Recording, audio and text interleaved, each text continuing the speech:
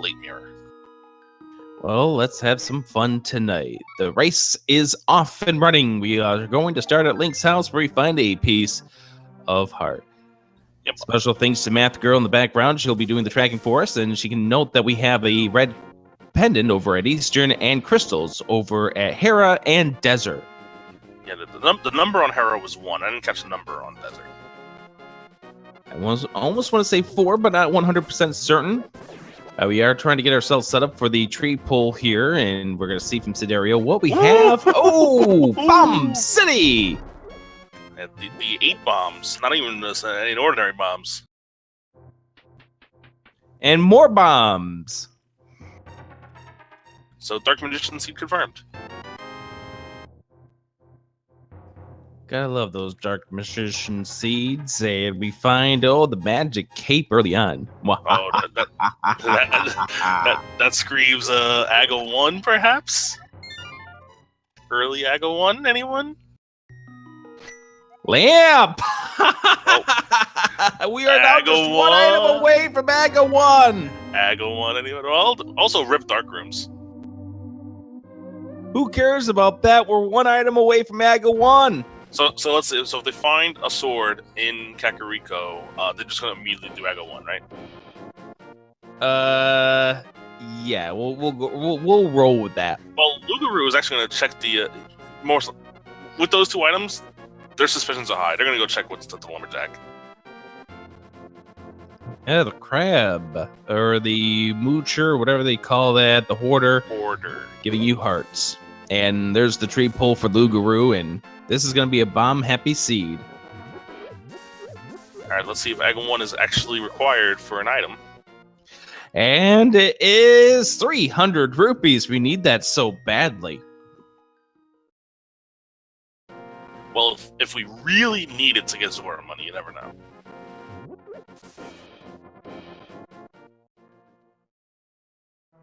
I'm going to have you take over for just a moment while I update something. You can talk about what's going on in the Lost Woods. The Lost Woods, they're going to go to the mushroom spot and find an arrow upgrade, which they will not get.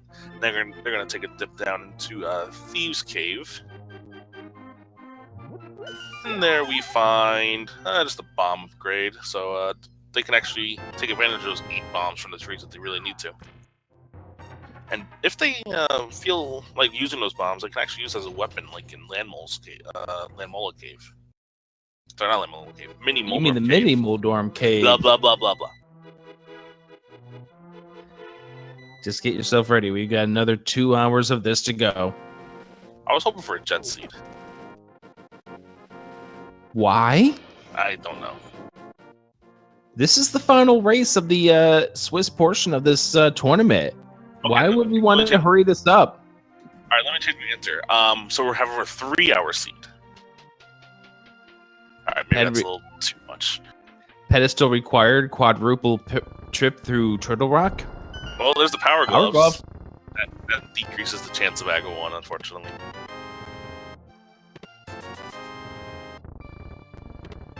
Aga isn't fully dead until we find a hammer. There's the silver arrows. That's a good place for them.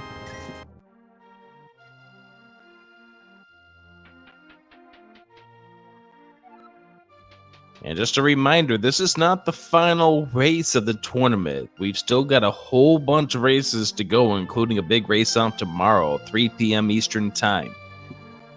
Yeah, you got a race off tomorrow. Then we have group stages. Then after that, we have bracket stages. We have a ton of races still to go. Sid, don't blow yourself up, even though you're about to get some health. He has the red mail already, doesn't he? No, that's the green mail. He's playing as the red Santa Claus Link. Oh, okay, there's your sword. Well, Christmas season does start after Halloween. Fight me, chat. There you fight me. You're opening the invitation to fight the chat. How nice. But we did get the sword, which now means we have everything we need to go up against Aghanim. All right, Aghanim, let's see. Let's hope for no hammer. Or no Titan's Mitts, 1 of the 2. Chicken clip. Money inside the chicken coop. gives these runners 40 rupees and 41 rupees respectively. Yeah, money a little stingy right now. They might have to go kill Aga 1 to get the 300. Yeah, they might not be able to get that money for Zora otherwise. Forget Zora, what about Kiki for Pod? Alright, they'll probably find some rupees here or there. Alright, fine. With 300 rupees in the pool, there's a good chance we're not going to need 4 rupees. 3 bombs up on the bookshelf.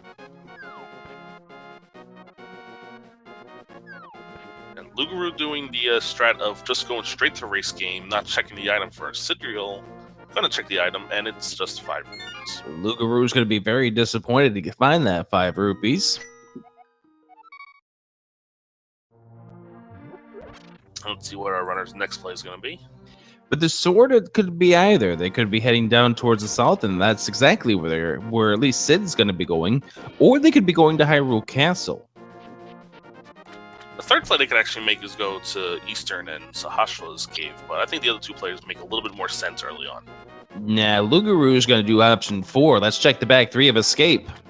Ah, yes, we do have the power gloves, we do have the lamp, so if he finds a key back here, he can actually go to back way. We find a book. Ooh. And if there's a big key not on the torch or a small key on that torch in Desert, that means Desert's beatable. That is correct. But I think our chat's... Titan's mitt in the back of Escape plus the magic powder. Well, alright, fine. I guess we're not going to need to kill Aga 1 just yet. However, the move pro could still be on Pyramid. I'm just saying. It could still be in the Pyramid. Again, I'm still going to say this. Aga 1 is not off the table until we find where the hammer is. That is true. If the hammer is, say, at the Pyramid Fairy, that's a way Aga 1 could be required. That's why I keep saying it's guaranteed until we find hammer. Because that's the last way the seed could force them into an Aghanim. Mini Moldorm Cave taken down. Loogaroo checking Hyrule Castle. What do we have in this Mini Moldorm Cave? And the Ice Rod. It's Sid giving him a how do you do for that Ice Rod with a bomb. You don't have to worry about the Ice Rod the rest of the game. And how do you repay him? You bomb him. Okay. But he doesn't really want to find that Ice Rod. Because that now means Pendant Turtle Rock will likely be required. We don't know if Turtle Rock is a pendant, but we're going to speculate right now based on the early Ice Rod. Oh yeah, early Ice Rod automatically means like a required item at Trinex, like almost 100%. You can quote me on that. You know what? I'll go a little further. 141 and 2/3%.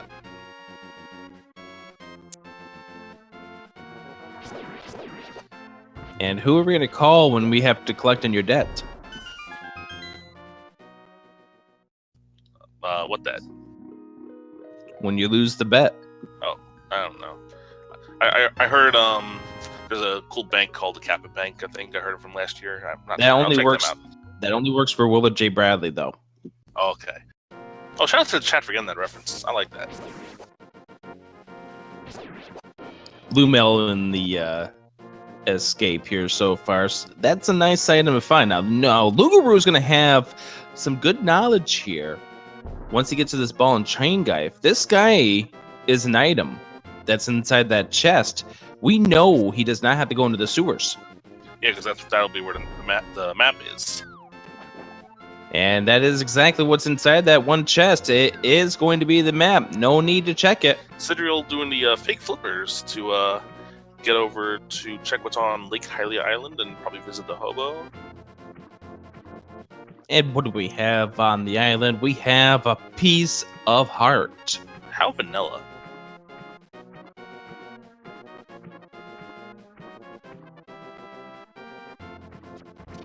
Loogaroo going back and forth, deciding on what the play is. He's heading back to the castle. Is he actually going to go kill Aghanim? No, he has not gone through. Wait, yeah, that's right. Ooh. He's going to Aghanim at 10 minutes in. How about that? Wow, look at this. He's appeasing us and the chat, I believe, with this play. I think maybe the hesitation was to make sure he's got the magic to go on in. What a play here from Loogaroo. We don't know if Aghanim's going to be required, but if it turns out that Aghanim is required, this gives Loogaroo a big advantage. Yeah, the main way this will pay off is if Moon Pearl happens to be on the pyramid. Actually, I would be honest with you. I think if this pays off for Loogaroo, those boots will be on the pyramid. Mobility fast. That's another thing that could be very correct. Sydarial getting his Titan Smiths from the back of Escape, however, and his powder. And there, we finally get through probably the worst room to have to tackle when you are fighting with a fighter sword.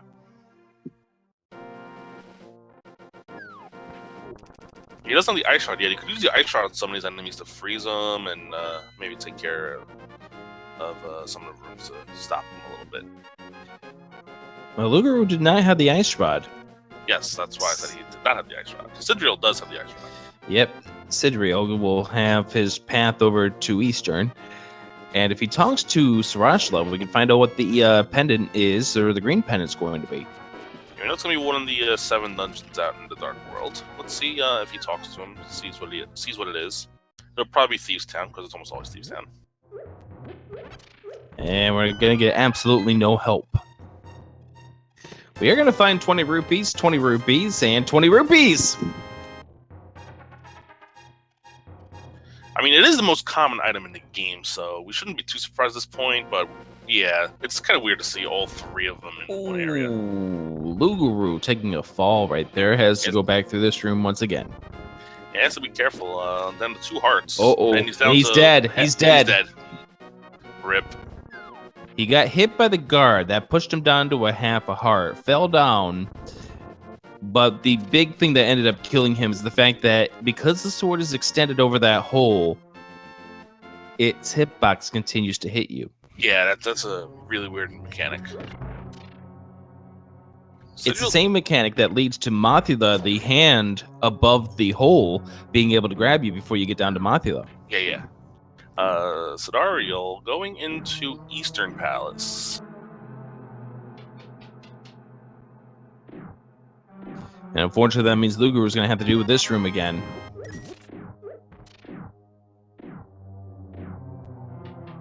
So Eastern Palace, a pendant. You might as well go through here. You got an early lamp for a reason. Yeah, the lamp means that early lamp means logically that you can complete the entire dungeon if you find a bow. Basically, the logic prevents you from getting to the vanilla big key chest if you don't have the lamp.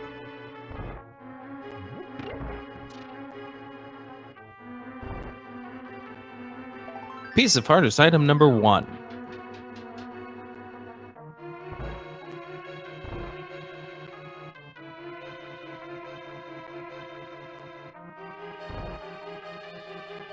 And the Loogaroo went so fast for that room, he just came out the other side in a blink of an eye. So I'm going to try using the cape in this room next time, so try to ensure he doesn't die this time. Yeah, that's a good idea after you already fell and failed this room the first time around. Best idea.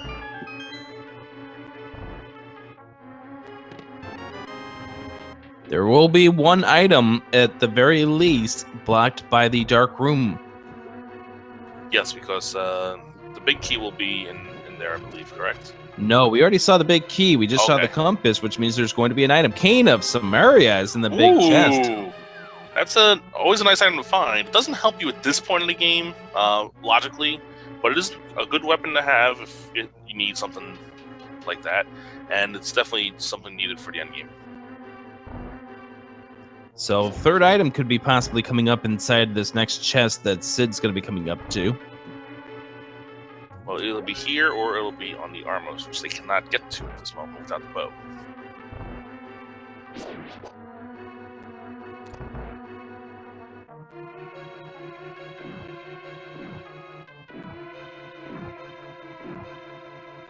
Loogaroo is making a big gamble with this Aghanim play, and we'll see if it pays off shortly. Final chest. Fire Rod! Wow, Eastern Palace giving away the goods in this seed.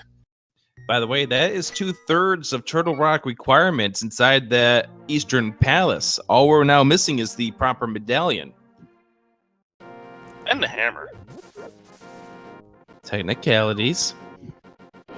And me correcting Rick. What is going on here?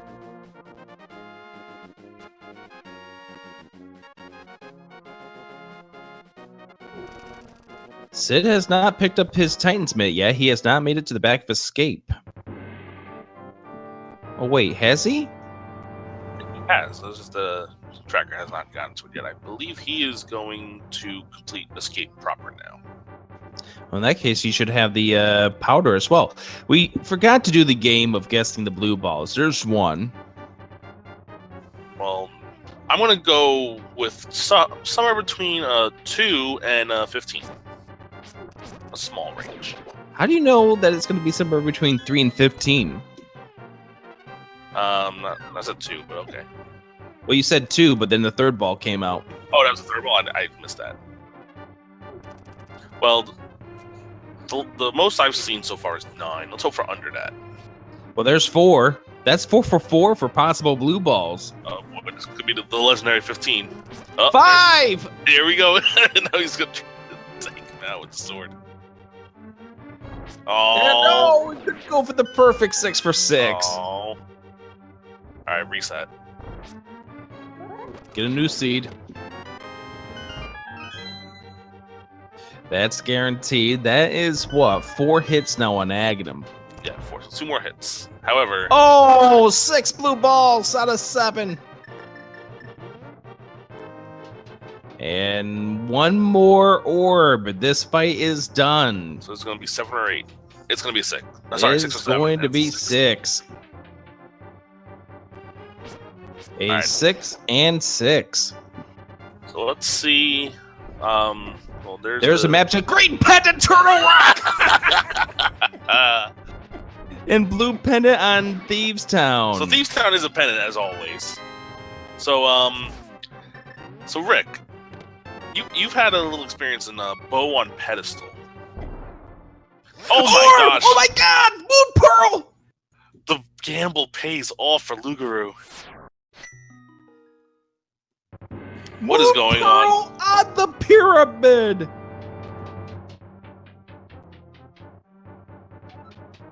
So Loogaroo taking the hints that was dropped to him from those 2 items, and the gamble absolutely paying off. He gets the Moon Pearl. Now he has access to all of the Dark World in not Death Mountain. Wow. Actually, no. He has the lamp. He has complete Dark World access, I think. No, he doesn't have access to East Death Mountain. Yeah, he's still missing a hookshot or a hammer, and well, hammer Mirror. plus mirror. Yeah. That is unbelievable. I'm stunned. Are we playing version 18 at this point?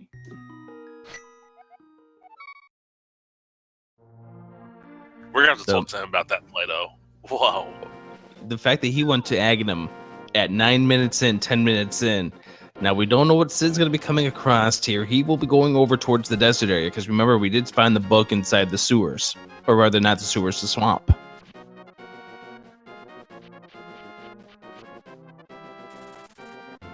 And nothing but a 20 rupee or a 10 arrows inside the chest game. Just want to point out real quick that Loogaroo, with this play, and this means he might not go to Eastern Palace for a long time, and we know he's probably going to have to get there pretty soon if he wants to get that fire rod in Cane of Samaria.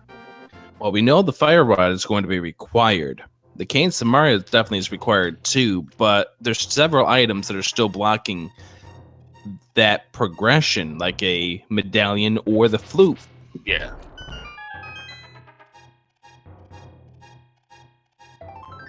Piece of heart in back of Vagina. Let's see what's inside the bombable hut. Another big 20.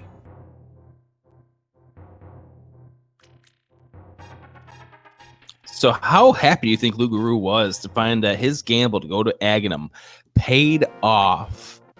with the Moon Pearl. Yeah, that was literally like the only item that is 100%. Oh, we were just joking earlier when we were saying, oh, Agon's gonna be required, and then he makes the play, and it is required. So we're now in Pendant Thieves Town. Loogaroo now found a small key, the big key, and would really love to find 2 items now. Yeah, that decreases the chance that the back is going to be super heavy on items, and that you have to continue more. Let's see if Sid can actually beat this desert, because based on that book, this is where you would think the game wanted them to go. Well, that's a small key. We can continue. Yeah, the only way that we're locked down now is if the big key is on the torch. That's a piece of heart. That's 1. That's a piece of heart. That's 2. Map in the first vest. Okay. If this is not a big key, this is not a beatable dungeon. It is the big key. This is a beatable dungeon. Now, there's a very high likelihood that an item is on the torch now, though. If it's a required item, they will have to find the boots. Now, we can't say that Aghanim was required just yet. The Moon Pearl is nice, but that all just... The big question is... Actually, no. There's no way around it. You need to get that Moon Pearl off there. That was a guaranteed Aghanim seed, because there's no way you can get to that Moon Pearl otherwise. Bunny can't use the hammer. Bunny can't use the flippers, so those are the only 2 ways to get there otherwise. That is correct. Yes. See, we talk things through to help ourselves out. That's a bee in a bottle, a bee torp. And that is the first bottle we've seen. So that opens up Sitkit.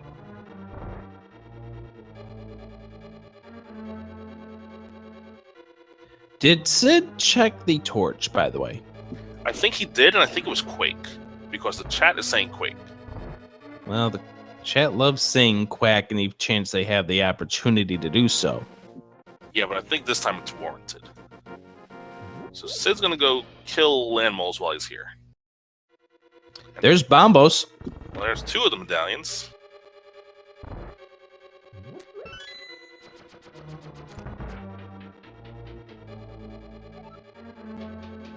Now the chat's just saying Quack for no reason. Look what you did, Rick.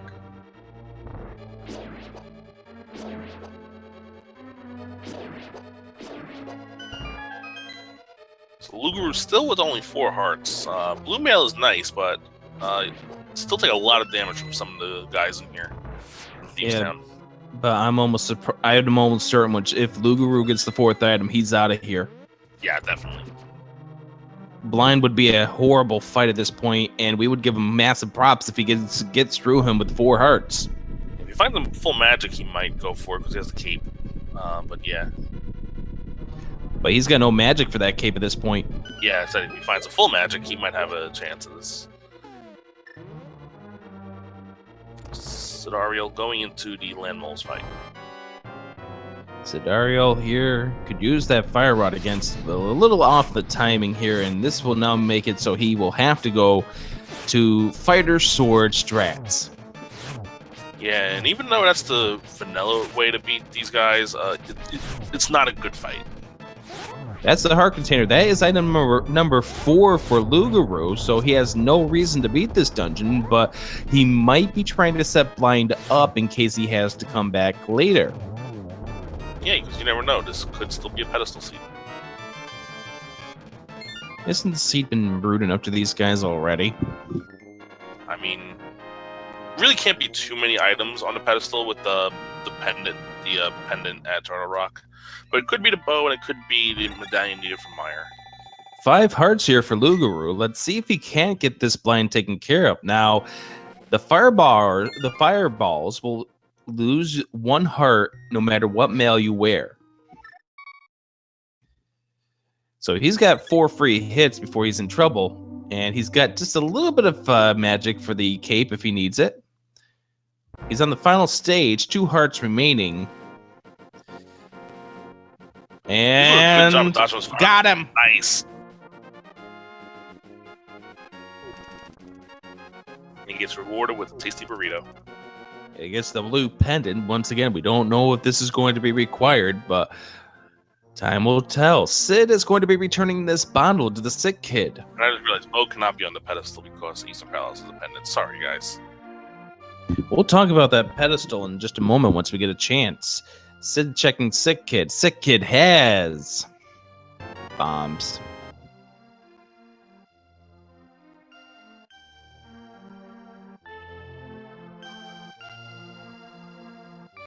Loogaroo finally at 25 minutes is going to be checking South Hyrule.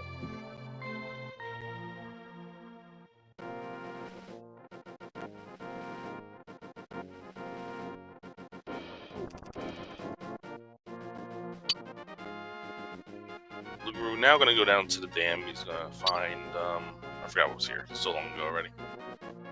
Book. That's right. Sydarial going to go up to Death Mountain, taking... Remember, he's still looking for that Moon Pearl. Little does he know that he's going to have to kill Aghanim if he wants that Moon Pearl. So, Rambler. So, Rick. Let's talk right now while we're doing some same stuff. We have Eastern Palace as a pendant, Thieves Town as a pendant, and Turtle Rock as a pendant. Correct. That eliminates the bow, the fire rod, the ice rod, the Cane of Samaria, and the hammer from consideration. As well as whatever pendant, whatever medallions needed for Turtle Rock. That is correct. Boots could still be there. The medallion for Misery Mire could still be there. The hookshot could still be there. The mirror could still be there as well. And the flippers, the flute too. Yeah, so there's still a lot of possibilities for a pedestal hype, even though with that Turtle Rock being a pendant, still some chances for us. Loogaroo about to get his Ice Rod, which we now know is only going to be required if we need to kill Trinex for that green pendant. So I think Sydarial has checked just about everything. He might be making a play for the Ice Rod Cave, or with 500 rupees, doing a fake flip around over to Zora. Yeah, but you never feel good about that because I mean, okay, so it is open because you have the gloves. So Zora could have the Moon Pearl.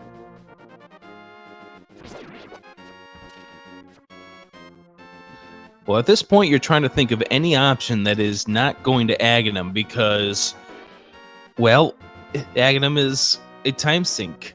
Although, once again, it paid off for Loogaroo, and he is going to do the fake flippers over to Zora. Yep, let's see if this gamble pays off.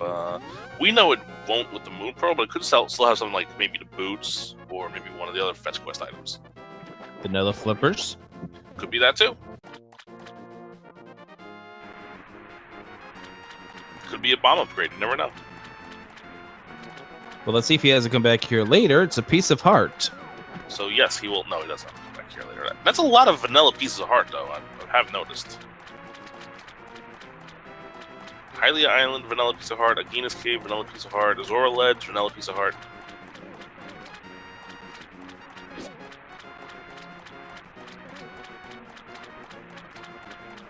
So Loogaroo gonna go into desert. We know it's completable, but the quake that's there is not gettable yet. Well, that is a nice loss of 450 rupees for Sid, and Sid's options are starting to dwindle on down. That's a 90% negative net loss for you. That math I know. I don't have to make the 141 2/3% joke for that. Sid's making the play. Aghanim next. Here we go. He knows Now he knows from his scenario that it's going to be here, and it's going to be either the Moon Pearl or a fetch quest item that leads to Moon Pearl. They literally can't be anything else.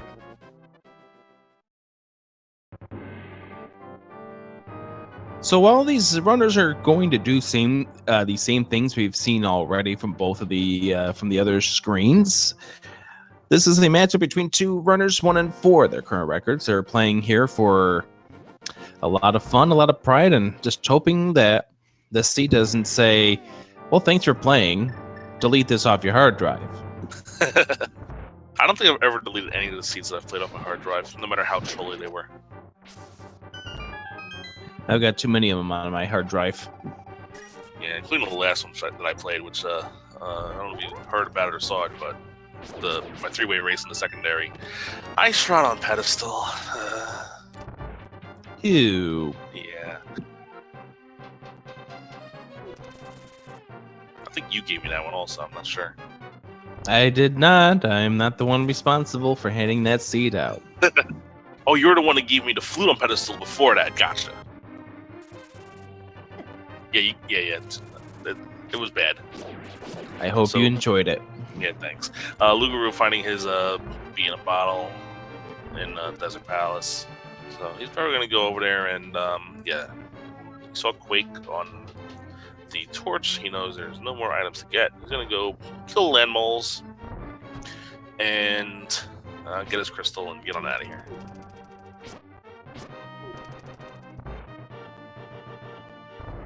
Loogaroo needs to make it on over to Eastern Palace. Get the cane, get the fire rod out of there. That might get him to start making his way to places where he needs to go. Maybe Skull Woods has the next progression. Yeah, I was thinking Skull Woods is a good place to check. Once you find the fire rod, even though you only have fighter sword, technically, then kill ice. Oh no, you need the hammer for Ice Palace. Well, you need hammer deep in Ice Palace, so you also need the flippers to get in. That's true. Yeah. So still a lot of items I need to try to find once they get a little bottlenecked. But yeah, I think Skull Woods is probably the best play logically for him.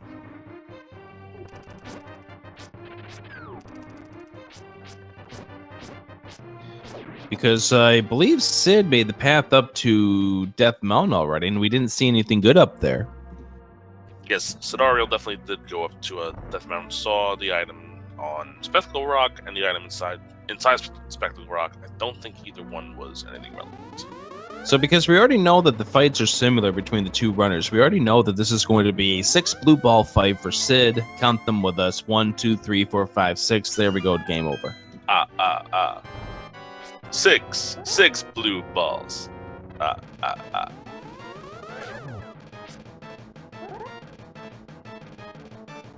So Loogaroo doing the Ice Rod strats. He doesn't have the Fire Rod yet, so Ice Rod, next best thing. Yeah, it does the same amount of damage to them as the Fire Rod would, and he gets it complete. Good job. Definitely a play I made when I was a 12-year-old kid playing this game, vanilla.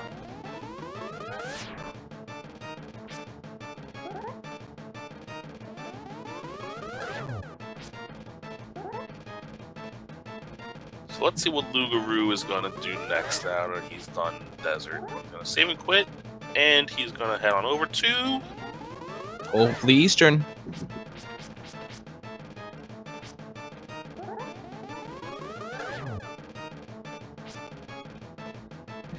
That looks like the play he's making. Yep, definitely looks like it's going to head to Eastern with this path.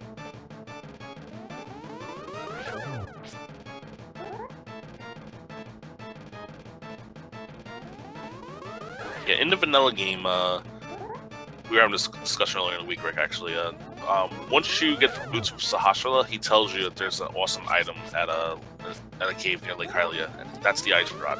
So the game tells you to get the Ice Rod before going into the desert if you play the game in like a regular playthrough. Yeah, but most of these guys are speedrunners. They don't want to play that game. I mean, we were all playing this game for the first time at one point.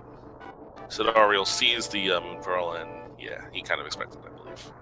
He's no longer going to be a red bunny. I think he was thinking maybe about going a little bit further, but we know that it's a kind of a risk at this point to go into pod without even the bow in hand. Yeah, the only real logical play you could do at that point, I think, is Catfish. So where's Loogaroo going to go to next?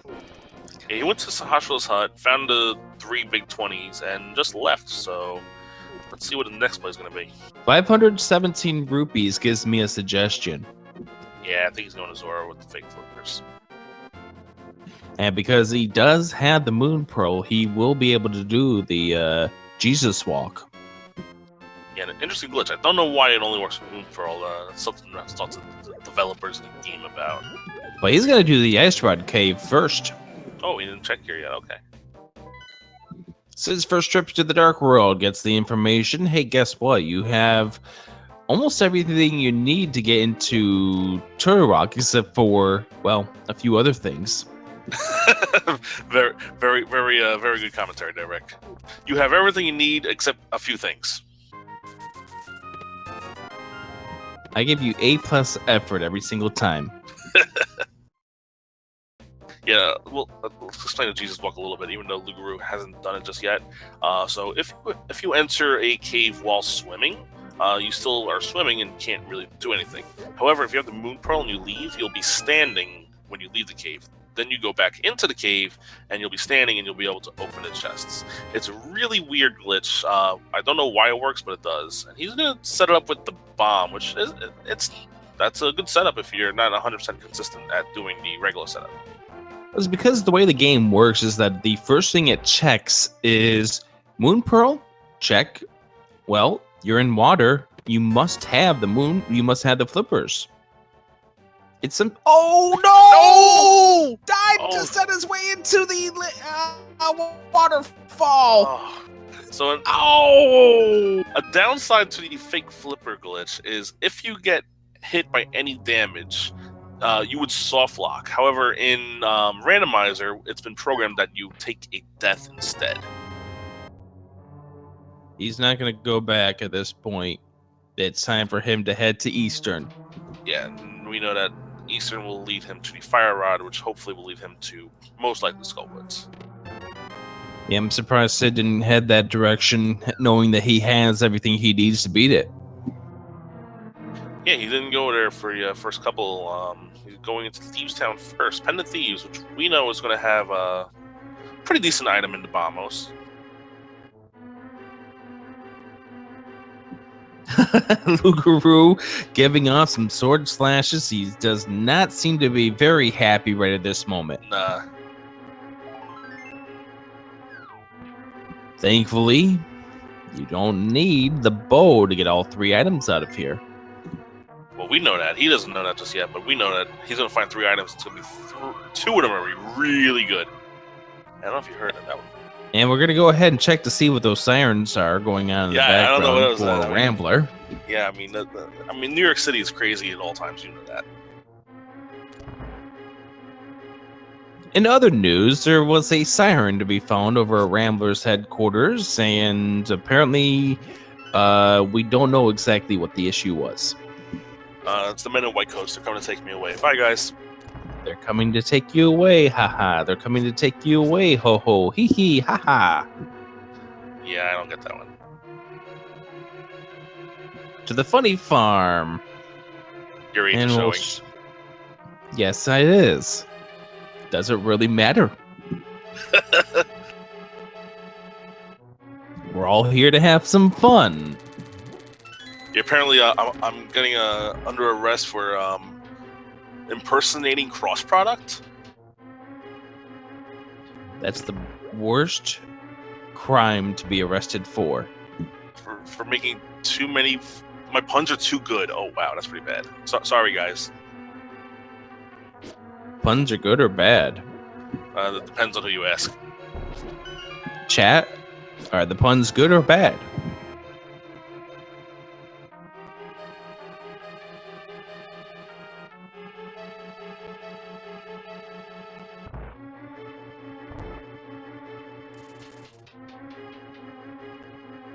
There we go. We're getting some answers from chat now. The puns are like the Power Glove. They're so bad. I love the chat. Oh, see, Lost Lightning listened to one of my my previous commentaries. When all I did was start rattling off Disney songs as puns. And then you found yourself upgraded to primary commentary. Yeah, I mean, apparently that's how you get promotion. Make really bad Disney puns. Pro tip, guys.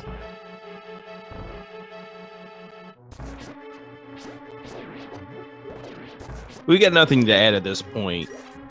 We are currently seeing the same stuff we saw about 20 minutes ago from both of these runners.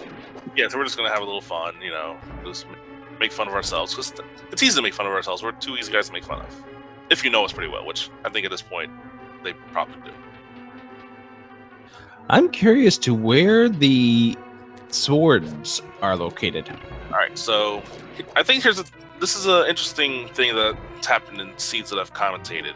I've had commentary where the Master Sword was the go mode item, I think 4 times already now.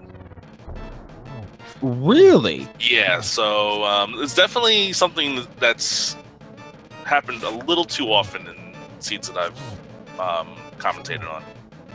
Stay tuned to find out whether or not this is going to be another Where Are the Swords type of seed.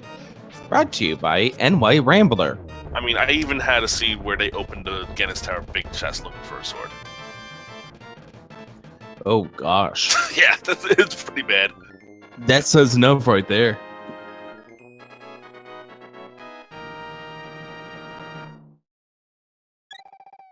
Loogaroo is now heading back to the Dark World, and this now likely will be the Skullwoods play that we've been waiting to see, and we're going to see Sid going back. This is crazy, because we're going to be almost insane. This is crazy. Look at this. They've taken some of the biggest route divergences I've ever seen, and now they are basically like 5 seconds apart. Loogaroo went to Agnum at the 10-minute mark, and now these two are back up to being sync. But they're going to choose different ways of going about this dungeon. Of course. Even when they're in sync, they still take different routes. A piece of heart is the first item. And a piece of heart's the second item. Heart's the second item! This is crazy. And we see it from both the different sides of the screen get the same item. Well, they can kill Mothula, so that's good for these guys. That's the next stop. Do they want to, though? I mean, they don't have half magic yet, and they only have fighter sword. But I guess while you're here, you might as well. Yeah, you get everything you need to beat it. And since you've already did Thieves Town, you do not want to have to come back to this corner again.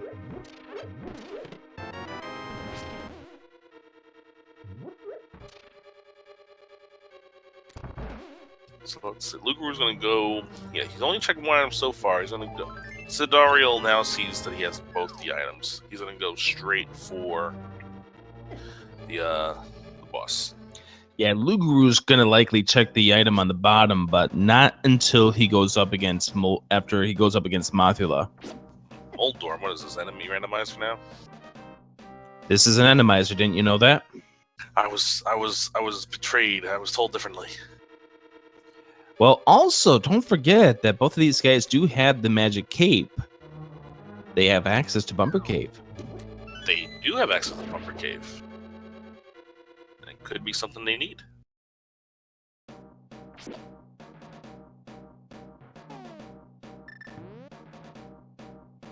It's funny we mentioned Randomizer and talk about Moldorm, because Moldorm's a lot easier in Randomizer when you get him away from the spikes. I bet he is. You can just go wailing on him. Dead bug. Immediately. Bye!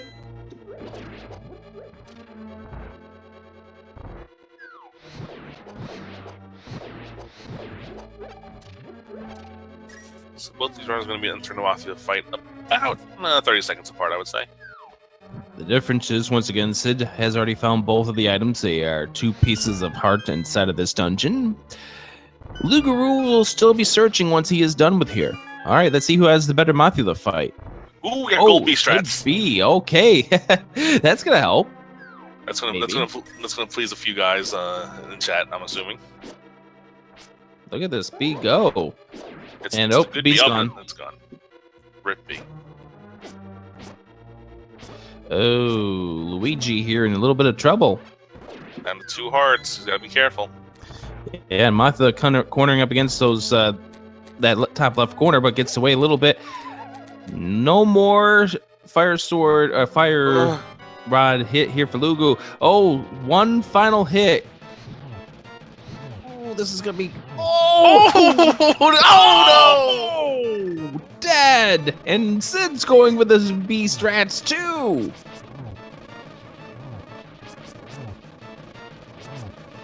A little bug on bug action going on. Loogaroo thinking about what he's going to do next. He's going to take the chance on trying to beat him again.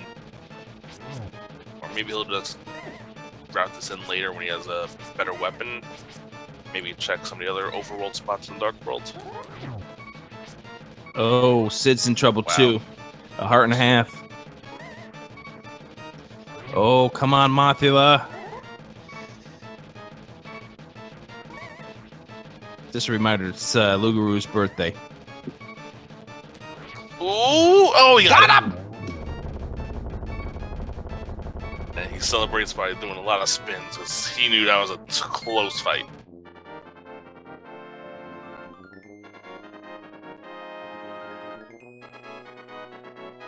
Loogaroo may be heading up to Death Mountain now. Definitely is a possibility. It's the only place he hasn't checked that Sydarial has, I believe. Loogaroo just seems lost at this point. Yeah, he does have access to a lot of Dark World overworld spots. He can check like the Frog, the Purple Chest. He can check the Hype Cave. Oh, Loogaroo is going to go ahead and reset. I'm thinking Loogaroo is going to wait to come back later for Mothula. Yeah, I think so too. He's gonna try to come back with like a better equipment. Why are you getting bodied by the guard there, Loogaroo? Hey, there we go. He's doing death percent strats. This interesting row here. He's probably just still thinking, actually.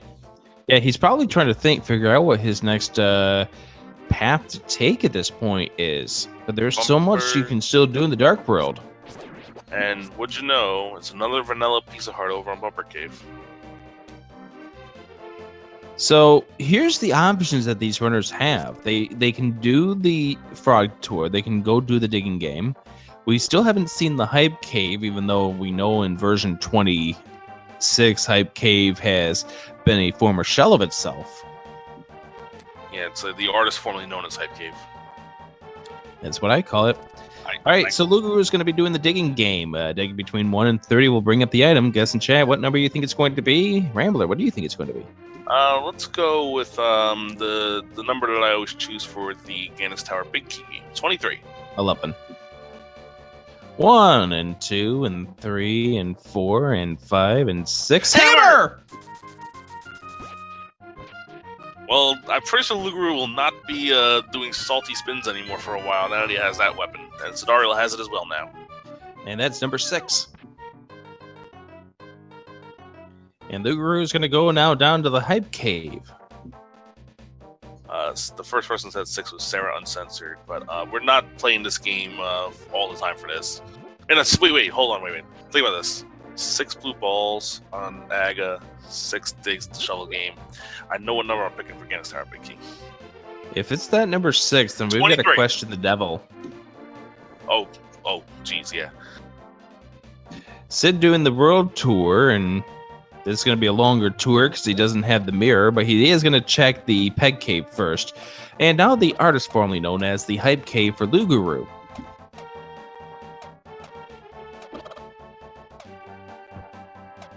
All right, let's see what we have inside. There's a piece of heart. Loogaroo wondering where was that earlier. We find arrows. Another heart. Oh, we find the red mail over on the right side. And, yeah. Oh, that was, yeah. This was the No Hype Cave. The cave of a massive disappointment.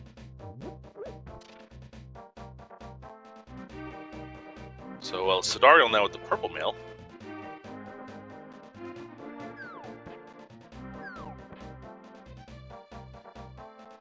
And let's continue the tour and go see what the Flute Boy has for us this time around. Also known as Old Stumpy. Old Stumpy this time around will contain the heart container. That's a lot of heart containers right in this area. Sydarial doesn't... He'll find some more at Hype Cave once he gets there. By the way, we are possibly a mirror away from having access to Turtle Rock. Just think about it. Yeah, the mirror or the hook shot, one of the two, I guess. Right, but I'm thinking of the items that would go back on the pedestal. The hook shot's still in play. The mirror So is the mirror. is still in play too. But we already found the Yeah. hammer, so might as well take the mirror out of commission. Sydarial now heading over to Hype Cave. He'll get all his hearts that he ever needed in his life.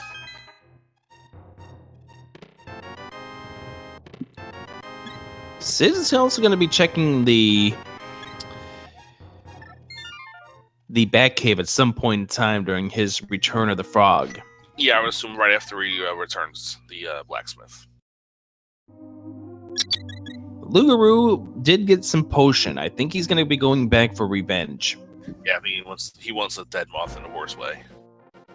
He's got a lot more hearts now. He's got some potion to help him out once he does use it a little bit later on. And he also has the hammer if he wants to deal a little extra damage to Mothula. That hammer is so tough to use. It does temper sword damage, but that hitbox is definitely a very close range combat. Definitely risky when you're facing a boss such as Mothula. Mothula is a jerk. Loogaroo is going to get this second item and be like, oh, another piece of hardware was this earlier. And that now is the second and final item out of the Skullwood, so Loogaroo can now go back to Mothula to get some revenge.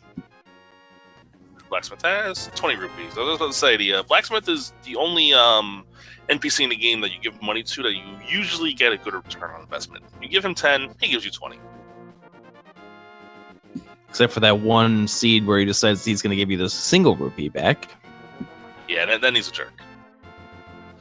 Did we not check the Batcave for Sid? No, not. Does he not realize he has everything he needs? In this case, powder and hammer. I wonder what Sid is up to here. Did he not check this? What's going on? Is he looking for money?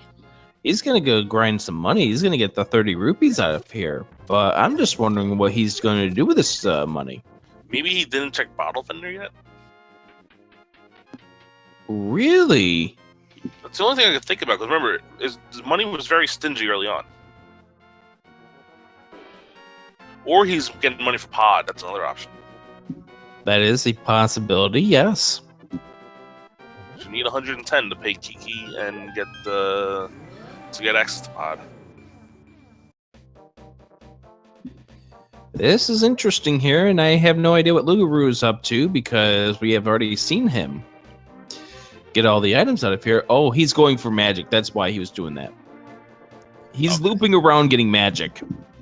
Okay, he's making sure he has enough magic to use the fire around on Mothula. Sydarial's gonna go get the purple chest from the dark world here. And we're going to find out what's inside this purple chest.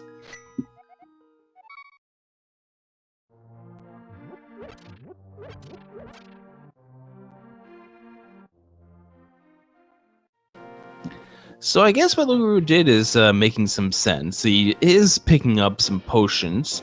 Or not potions, but the little jars to help increase his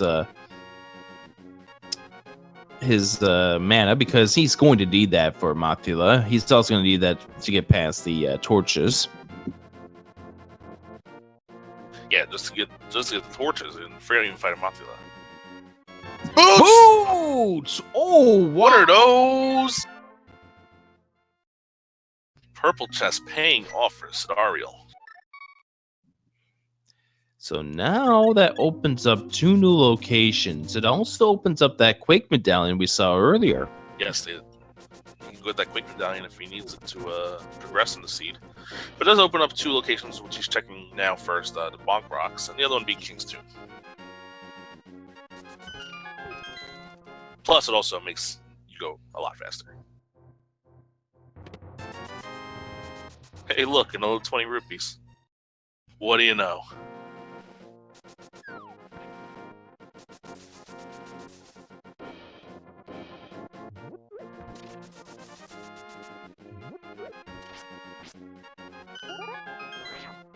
Nice spin speed glitch to get into King's Tomb.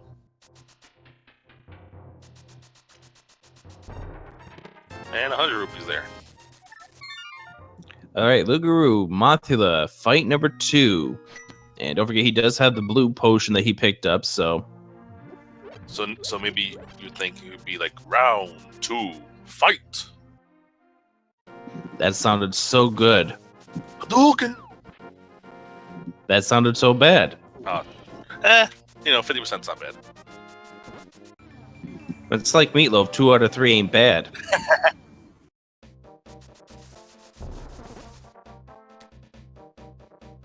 Now remember, Sid picked up the money. He is making a gamble on Palace of Darkness. So he has the hammer, but he needs the bow to progress pretty far in Palace of Darkness. And if he doesn't find the bow in the first chest, or if he doesn't find a small key in the first chest, he'll be locked out for the rest of the dungeon. That's correct, and Loogaroo does finish up Mothula. That's got to feel good to be done with the dungeon. And it's time to move on. Let's see what the next play is. I honestly have no idea what the next play is going to be at this point, because that Quake medallion is nice, the boots are nice, but what do those boots get you at this point? It doesn't get you too much. We're going to need... We're still missing a lot of progression items. We're going to need to find, like, hook shot, flute, flippers pretty soon if we want to open up some more dungeons. So I think maybe pod is the right play. Maybe we'll find something in progression inside pod. This could very easily be a double-dipped pod seed if we find, like, a progression item early and a bow somewhere else locked behind the progression item. There's a key. So Loogaroo is going to go into pod, it looks like, but he's not going to have the boots.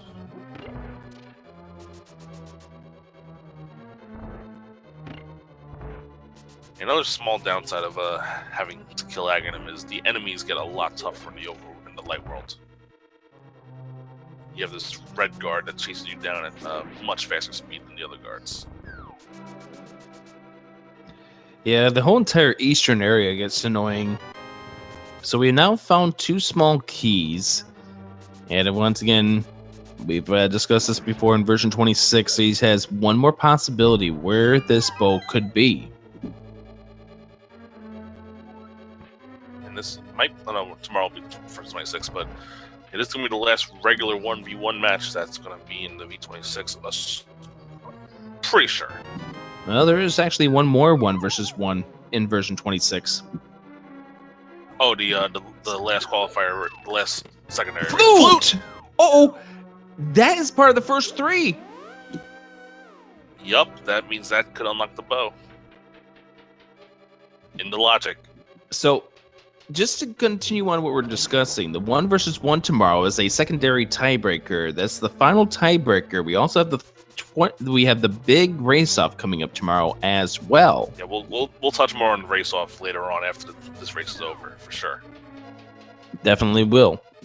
And one of the loopholes it's going to close is this whole idea that only those first 3 could have something that progresses you towards the bow. Version 26 version 27 rather will fix that, and we're getting an ETA of it being released really, really soon. Yeah, keep an eye out on YouTube. If you follow Sakura Tsubasa on YouTube, she'll most likely be the one releasing the logic update video on YouTube for you to watch. She does an awesome job at it. Bug catching net, that is item number 2 here in this pod. Fortunately, you could not possibly have that for Aga 1.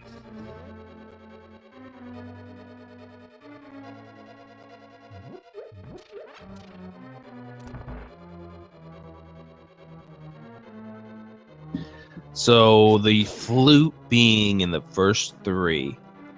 What an interesting way to go out on 26 if that's going to be the case. Yeah. That means that the bow very likely could possibly be locked in the Mire area, whether it be in Mire itself or in either one of the caves up there. Now don't forget that a certain person has access to Misery Mire if the Bombos is the required medallion. Yeah, unfortunately, they don't have the mirror yet, so they can't quickly go to Mire if it's Quake, quickly pick it up. from Desert. But if it's Ether, that's a whole different story. If it's Bombos, though, Yeah, then they can enter right away.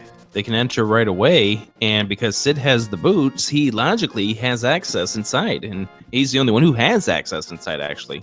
Yeah, Loogaroo needs to find the boots pretty soon if he wants to make that play. However, it's time for the Swag Dunk Anthem. DT's in chat, you should sing.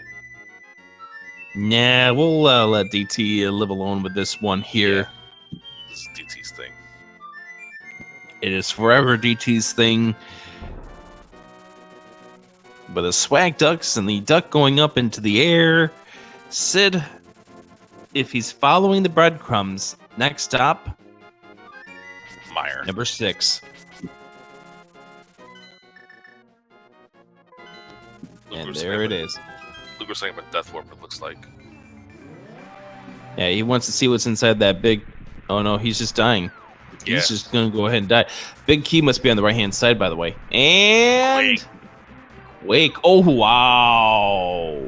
So they're going to have to dive into... So boots required for the seed. Confirmed.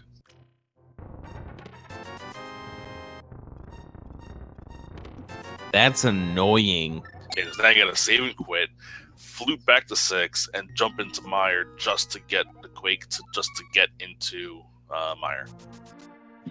And the problem is, Loogaroo has no access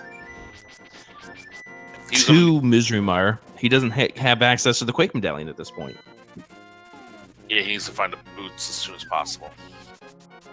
And the way to get the boots was the annoying having to take the dwarf back home and then get the purple chest back to Gary. Yeah, so the flute makes that a lot easier, but not having a mirror still makes it pretty tough. Yeah, that's the whole thing is about the mirror.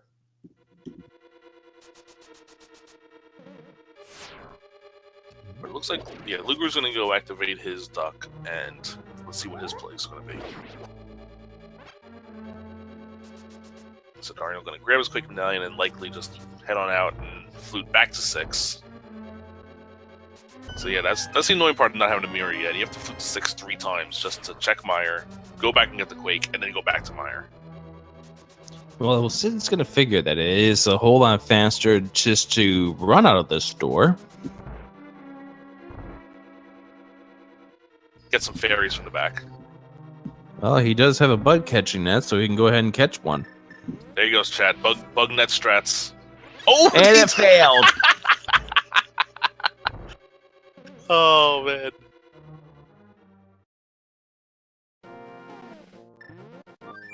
In the words of immortal Homer J. Simpson, don't! I was thinking more along the lines of trying is the first step to failure. The lesson is never try. I'll stick with my dope. Or to alcohol, the cause of and solution to all of life's problems. Let's not talk about that one, though. Donuts, is there anything that they can't do?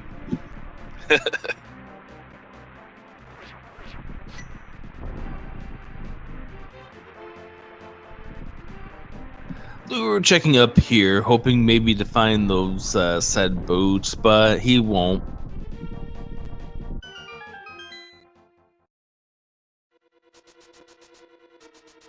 And now the reason why you need the boots. Bonk yourself into a block and make yourself over to the right-hand side. Well, also you need to do is get the Quake Medallion, but that's besides the point. I do want to remind you we're doing this under Fighter's Sword. Yeah, it is a little tough. At least in this game, the Wizard Ropes go down in one hit. Well, yeah, but the boss of this dungeon, they don't go down in one hit. Yeah, I'm not looking forward to seeing this go down. Nightmare scenarios. Unless they find a bow in here. Then, you know, they'll blow in silvers, and then it'll be a breeze. Vidi, Fighter Sword. Yeah.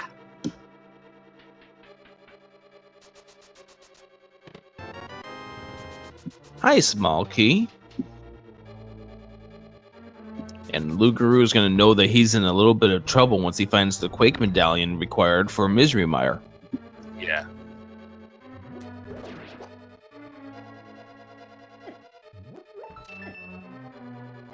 There's your big key. Nothing like the god setup to Misery Mire when you're still looking for items.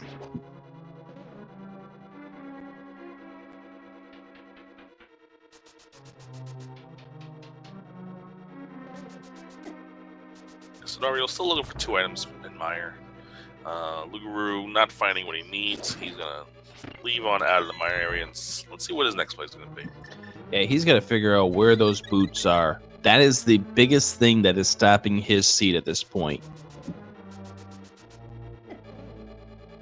Yeah, he knows he needs boots because he saw the Quake Medallion on the torch. He saw the Quake Medallion as a requirement for Mire.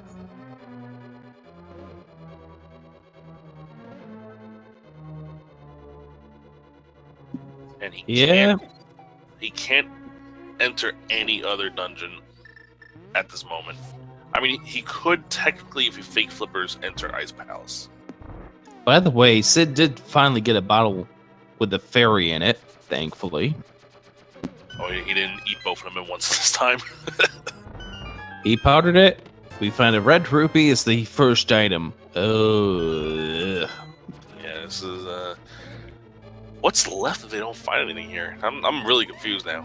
Well, you see that little asterisk next to that Misery Mire. You see that little asterisk that's next to Skull Woods. Isn't this Skull Woods? No, I don't think so. There's 3 asterisks down there, I think. No, that's the bottom of Mothula. The asterisk next to Swamp Palace. Well, in that case, we have an issue. Yeah. Never mind. I can't look. Again, you're showing your age. Excuse me, let me hit you over the head with my cane. So Loogaroo, he walked right past the frog, and he's going straight Mushroom! Oh! Do you want a fetch quest?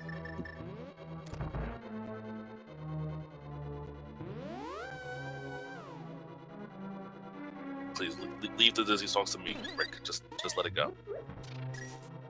I won't let it go.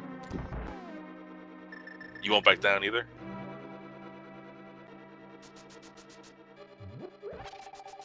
I gotta fight for my right to party. Now we're turning into a game of Whose Line Is It Anyway song titles. Let's see someone check it. That reference. Well, the points don't matter.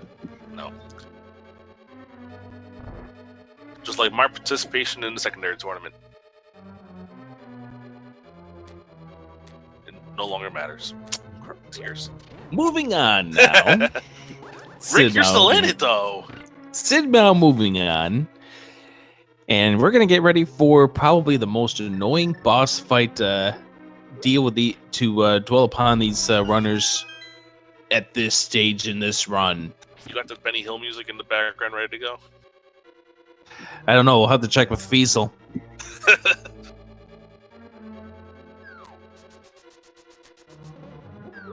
Here's a chilling thought. What if the Batcave has something like a sword upgrade? What if it has the bow?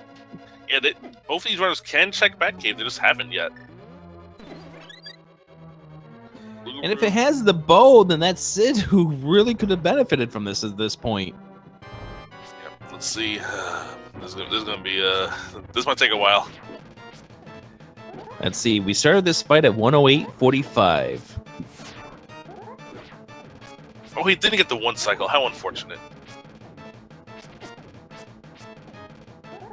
And by the way, you cannot sword swipe those eyes with a fighter sword. You have to have Master Sword level hits in order to do any damage against these things. That's why this is going to be a problematic fight. Now, he does have the hammer if he wants to go for that strat. Another item he does have that he can probably use for slight benefit, probably near the end of the fight, would be the Magic Cape. Yeah, Magic Cape, though, the problem is you're draining your magic really fast, and you may only get a few sword swipes or sword spins. Yeah. I don't think any eye has gone down yet. This is just absolutely annoying, but this is the evils that we have. We are getting a back cape check from Loogaroo. This could pay off big time for Loogaroo if he finds something incredible here. if he finds like any of the progression items or the bow, which Yeah. kind of qualifies as a progression item, I guess, a little bit. They're all progression items at this point. The item. It is 5 rupees. 5 rupees. No progression. Ooh, geez, down to 4 hearts. He does have the fairy in the bottle, though. Yeah, he did get the fairy in the bottle, which is going to help him out for a little bit of security at this point. But only that replenishes what, 7 of your hearts? 7, yeah. So that only gives you 4 more hits because I think they, even with the red mail, the eyeballs deal 2 damage too, which is a lot. Yeah, at least it's red mail. That's the only saving grace at this point.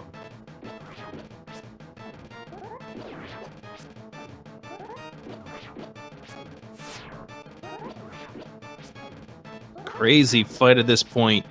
Sid just going through it here is probably as patient as you can.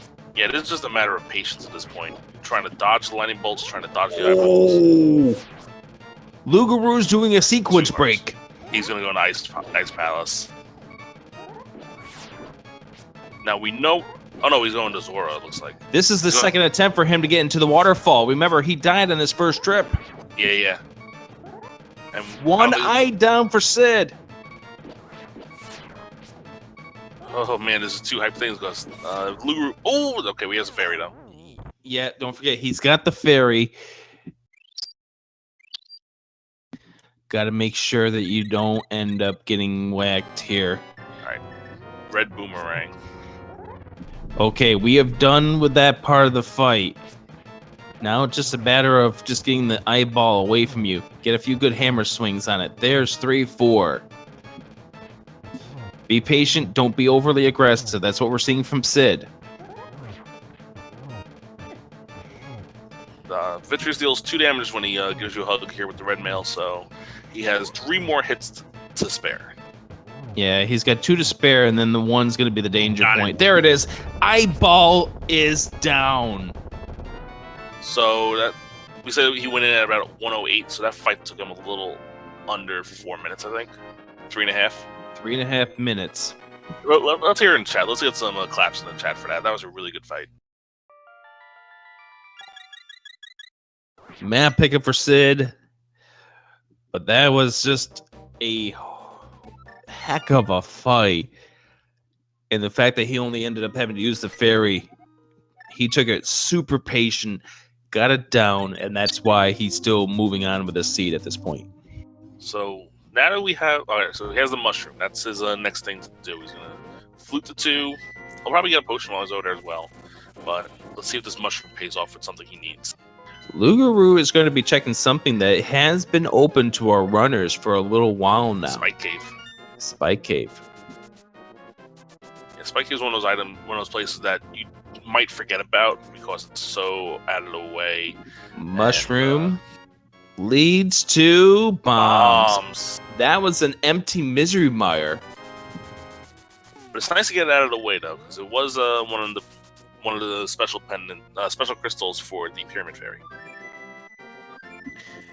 I'm wondering now. This almost has to have something. You can still check Catfish. Oh, that's right. That is something that neither of these runners have checked. Yeah, Sid's gonna do a back cave now. He's gonna be greatly disappointed. I hope he got enough here. He does, and there's the mirror.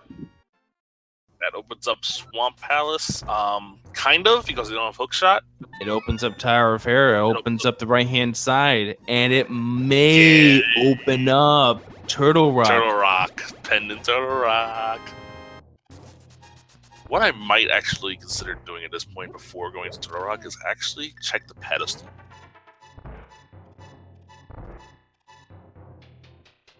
Because I would feel more comfortable like beating Turtle Rock if I knew the pedestal might be required. But Loogaroo's gonna go take the mirror and head back up to the Hera area because that's a lot of options you gain access to up there. You open up all of Death Mountain basically. Well, with the Tower of Hera, that is a crystal dungeon. You have to finish it. Yeah, so you have Tower of Hera, which has 2 items. You have the Ether Tablet, which he can't activate right now, but he can check it. You have Paradox Cave, that's 7. You have Hookshot Cave. Well, you don't really have Hookshot Cave. You can check what's on Floating Island. You can check the Super Bunny Cave. There's a lot of places to check. And first will be Ether Tablet. Yeah, he can't get the item right now, but he can get intelligence of what is in there. And it's arrow increased storage for 1 low price. You just need to have a Master Sword to grab it. Which these runners don't have yet, because I'm commentating. That's how it rolls. Master Sword's going to be going on. So Sydarial going to check the Catfish. This is the only this and Spike here were the only plays left to him, we believe.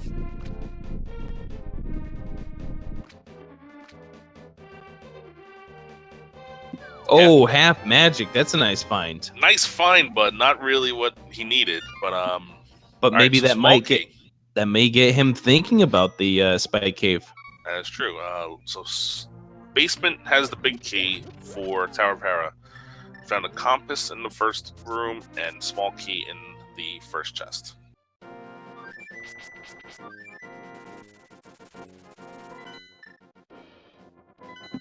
And Sid is going to be... Is this time for him to do the sequence break on over to Zora? Well, not Zora, but the waterfall area.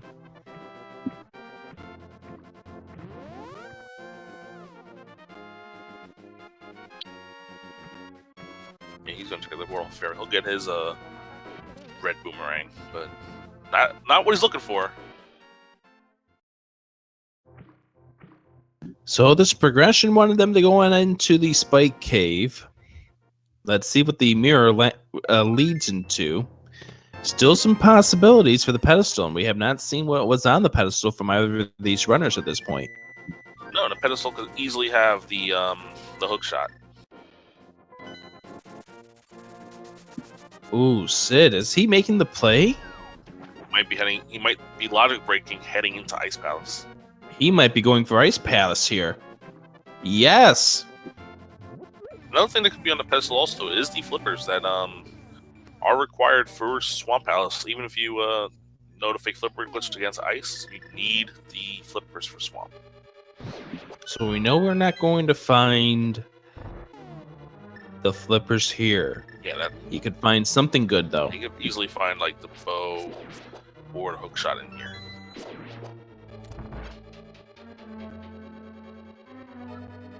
Now, correct me if I'm wrong, but I believe one of the items in ice is logically hookshot blocked.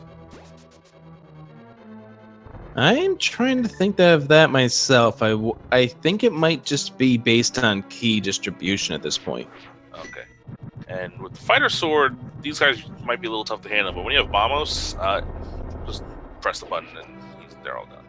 Piece of heart found, and oh, there's a small key right there. Now, you know that right-hand side? Yep. Where the big key normally is. Because he has the magic cape, there's no sequence break there.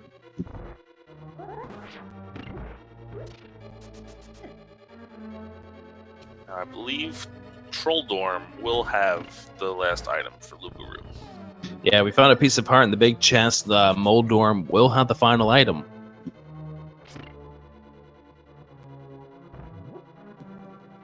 So you're an hour and 18 in, the Moldorm claims a victim. You're an hour and 18 in. You are still multiple items away from go mode. What's going through your mind at this point? Who gave me this seed, so who can I yell at afterwards? It was DT, right? No, we can't blame DT for this. Oh, no. Then I know who it was.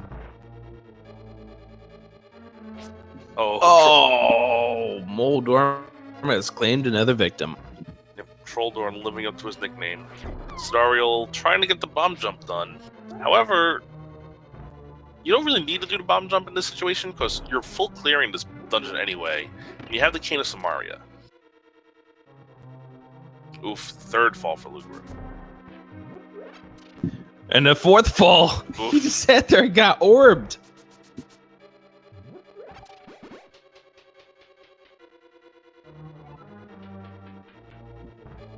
Oh, we get the double bomb strats here for the Penguins, although when he picked up that second bomb, it kind of just threw that aside. Yeah, he tried booting away, but he grabbed the bomb instead.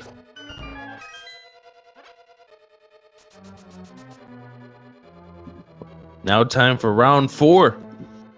I don't think the Street Fighter 2 goes to round 4. It doesn't. And the 3. Maybe it reminds me of another game. Moldor wins fatality. Let's hope Loogaroo wins this fight for his sake. There we go.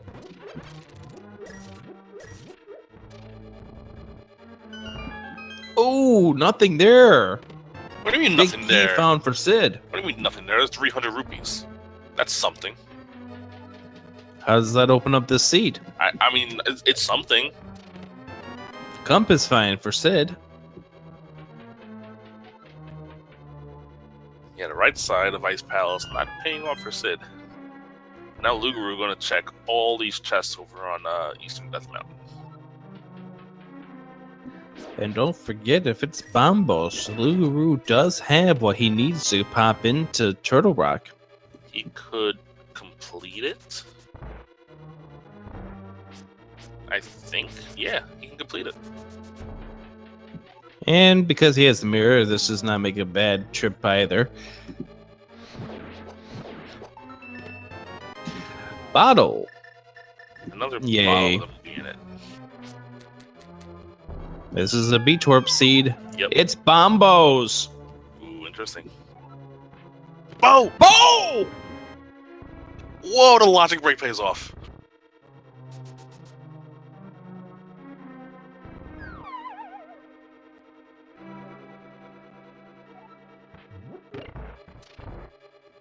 The bow found for Sid. So now we know that the bow was flipper blocked. So we know the flippers are not going to be deep in pod, and they're not going to be on. We already cleared out Eastern, so it's not going to worry about Eastern. So the flippers are not on the pedestal. Yeah, I was going to say that eliminates the flippers off the pedestal. Master sword upgrade. Definitely a nice find for Loogaroo. Makes his combat a lot easier. Cold Stare's got the final item. Ooh. You're going to be fighting Cold Stare. Well, he has half magic, and he has a blue potion, so he can just use the Fire Rod. Yeah, that's his best chance at this point. Right, Loogaroo going to head over to Spiral Cave. He doesn't have the boots, so you know what that means. It's the most thrilling walk in the face of this earth. You can call it Resident Sleeper Cave. You can call it the Walk of Shame. You can call it whatever you want. It's the most wonderful walk in Hyrule. With the fall at the end and the 20 rupees that are in the little chest. I bet Loogaroo is going to groan when he hears this.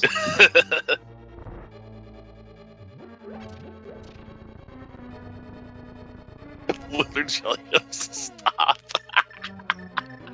All the chat's telling us to stop. Jeez, we're that bad, huh? I think they hate the fact that we referenced a Christmas song on the 3rd of November. Dated for people who are watching this on YouTube. Hi, YouTube.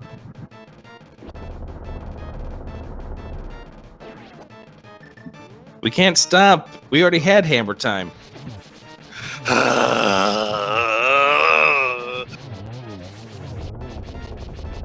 This is what half magic does. Blue boomerang for Loogaroo. You know, best item in the game. Cane of Burna. Yeah, that's another good cane to find. Sid gets a heart container for his efforts here, and the big prize inside of this Ice Palace, the bow.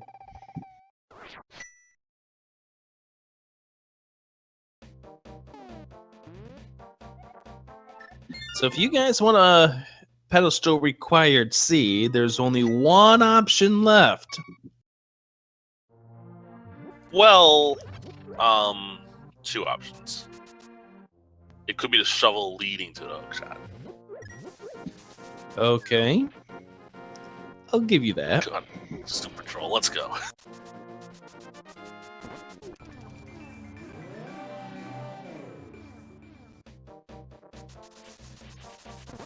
But knowing how this seed runs, the flippers will be deep in Turtle Rock, and the hookshot will be available somewhere involving some guy that hangs out near Eastern Palace. Ooh. Well, Sydarial has his bow. He's gonna go finish off Pod. I can't blame him. Now again, we know we're not gonna find the flippers in here. We could still find the hookshot. But where does that lead? Like, we have to do the flippers almost have to be in Turtle Rock at this point, right? And speaking of Turtle Rock, Loogaroo's going in.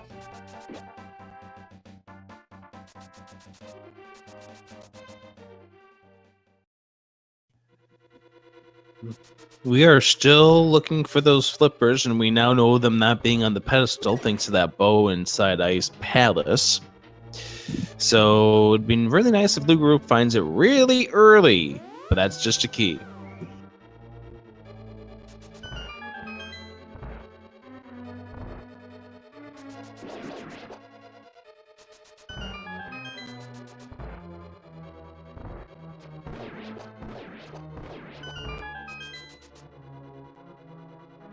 Best find for Sid right now would be the hookshot, because then he can go retrace his steps and go back to where the bow go to where the flipper, or rather, anything that was before the bow. Which I believe for him, at this point, would probably just be Turtle Rock. Yes, Hashel having the flippers would be very trolly. But the problem is Loogaroo needs to make his way and finish off this fetch chain and bring the purple chest back so he can get the boots, because that would start moving his seed back along. There's the flippers! Flippers early in Turtle Rock. Of course. I mean, it kind of had to be there. Somewhere.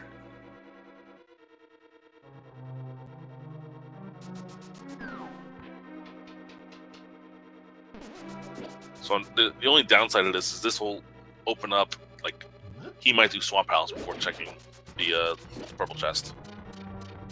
Which, yeah.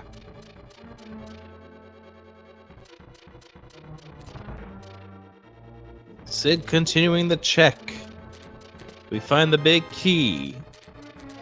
And I think we're still going to be searching for where things can be here in this great environment called Palace of Darkness. So one benefit for Loogaroo, I believe, will be if, let's assume he doesn't find the boots right away and he finds everything else, he'll have silvers for victories.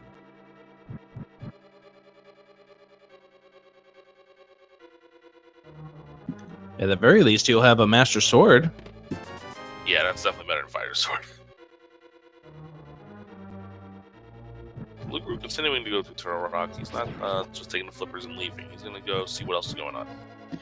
Well, he still has so many items that he is looking for. He knows he needs the boots. He knows he needs the hookshot, the bow as well.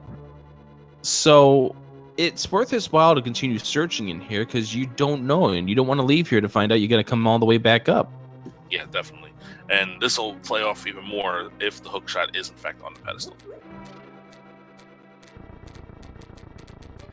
Or even if, say, Sahashvili has it. Anything that has to do with, like, beating Trinex. Because that's something that Sydarial will not be doing for a long time, I believe. Like, he'll probably find the flippers, but he might not kill Trinex right away. This seed is filled with so much drama. And technically, this dungeon is home to 5+1+1. The 5 items that are normally in here, plus the Mimikade that's outside, plus this Sydarial item to make 7.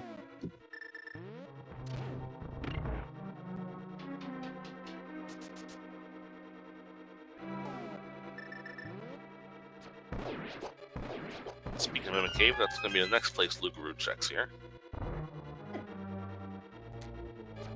100% makes certain of it. Oh, he didn't do it. He just went in on this thing, it looks like. Yeah, he just realized what he just did. He took the mirror out and everything. Oh, that's right. Yeah, that's right. I should be in here. This would be a crazy place for the hookshot to be.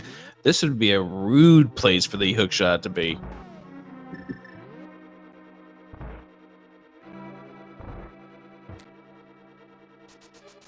And the effort through the mimic shields. Oh, the shovel! Devilish laugh.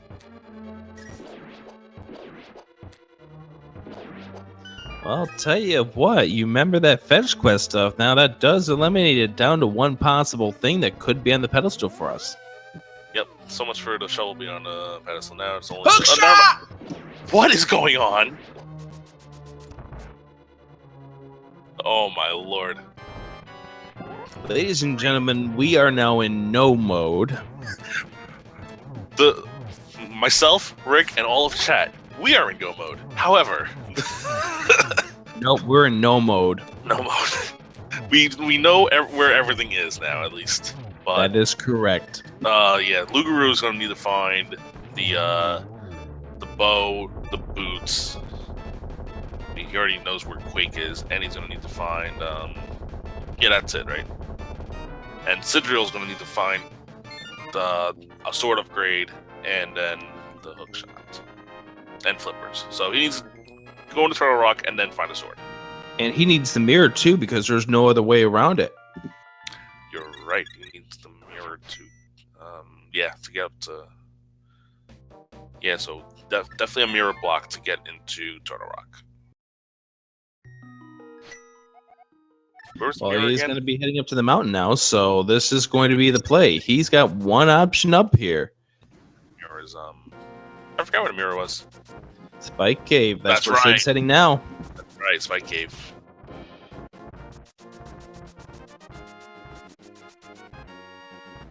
We were low on magic, so there's going to be a laser bridge skip here. Yeah, trying to be patient, and that second laser says no. So if this seed plays out the way I think it's going to play out, guess what Sydarial's go-about item is going to be? The hookshot. Oh, Master Sword. I don't see him not checking the caves out in the Super Bunny Cave and whatnot before going into Turtle Rock. He might try Turtle Rock first, you never know. But yeah, you might be right. So it might be a hookshot, you're right. I just want another Master Sword go mode. Those are the best. And Loogaroo will only find a key in this next chest that he's yet to get. Sid getting the mirror, and this will start the path.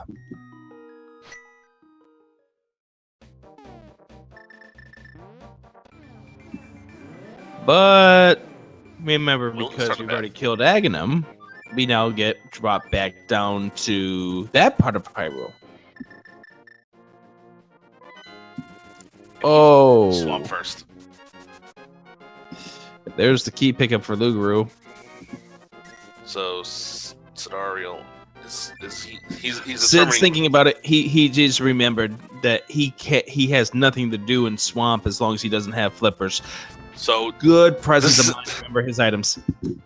This was actually a play that I personally made in one of my races where I was about to enter Swamp without the hookshot, and I realized at the last minute, let me check Pendant Mire first. And sure enough, Pendant Mire had a hookshot. So this play's going to pay off for him. He's going to go to Pendant, Turtle Rock, and find a hookshot there.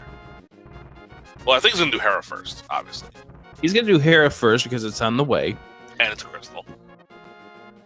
He may open up Turtle Rock, but I don't see him going into Turtle Rock without checking the items that are all around him. There's a whole lot of items, and even if there is a sword upgrade, that will help him out. We know there's a sword upgrade, but that's his thought process.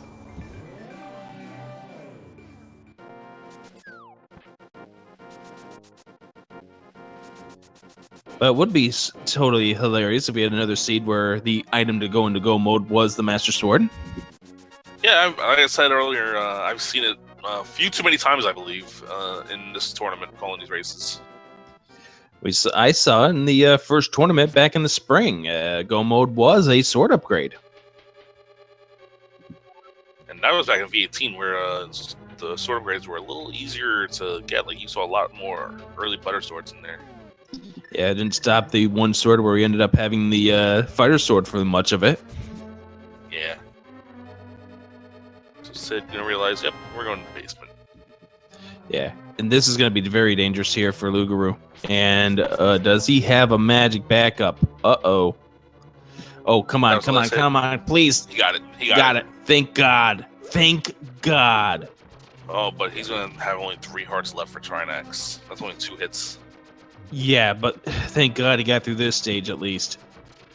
He can somewhat, if he can manage to avoid this ice, kind of control how he acts around this head. Come on, Loogaroo, get around. Oh, that's tight. That was some tight movement there. Yes, get around Got him. it. Got him.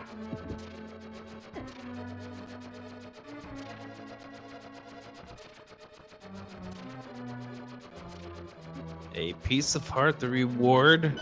The green pendant, the second reward.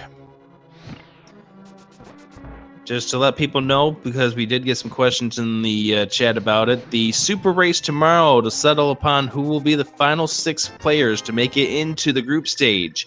Tomorrow, 3 p.m. Eastern on Speed Gaming.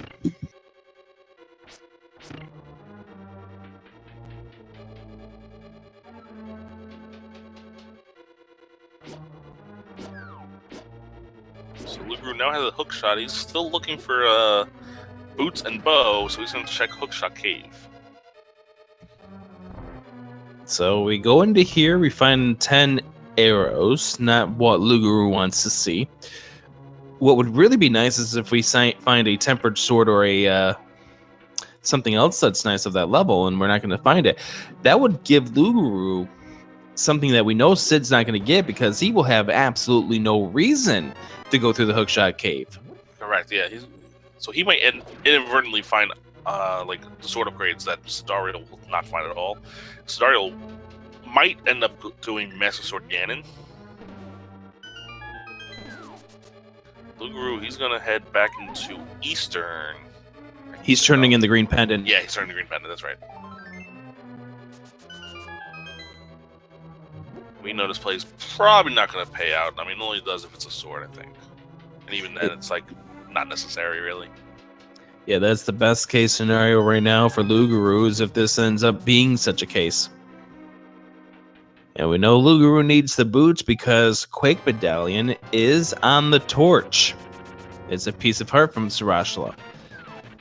The Quake Medallion is on the torch that was required to get into Misery Mire.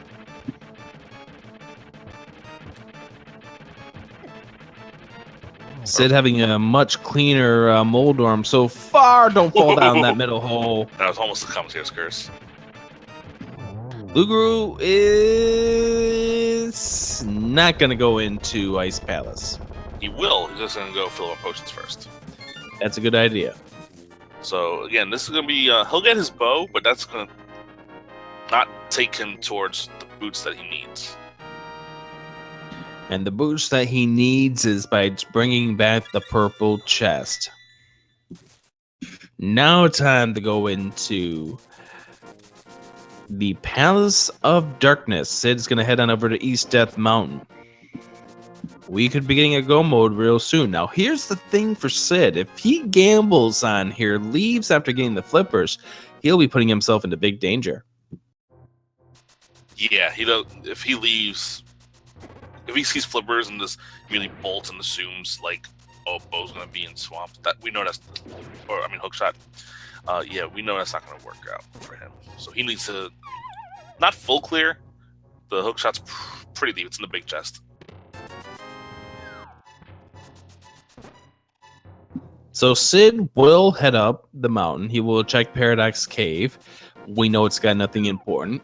The Super Bunny will have his sword upgrade to get to Master Sword. Yeah, he will check the Super Bunny Cave, so he will get Master Sword for Turtle Rock. I'm sorry, Rambler. What? Well, he took the mirror out, but I was like, he's going to mirror first. Yeah, he's going to mirror He's first. mirroring over to the right side here. And then And he's when going to come he back empties around. out, Yeah. he's going to go back around. Yep. Yeah, I figured it out. Good routing. That way you don't have to play around with that bomb jump. It's not a difficult bomb jump, but then you can route it so you fall down and leave that way. Yeah, and then you can go to Super Bunny Cave to get up to Turtle Rock like you want to.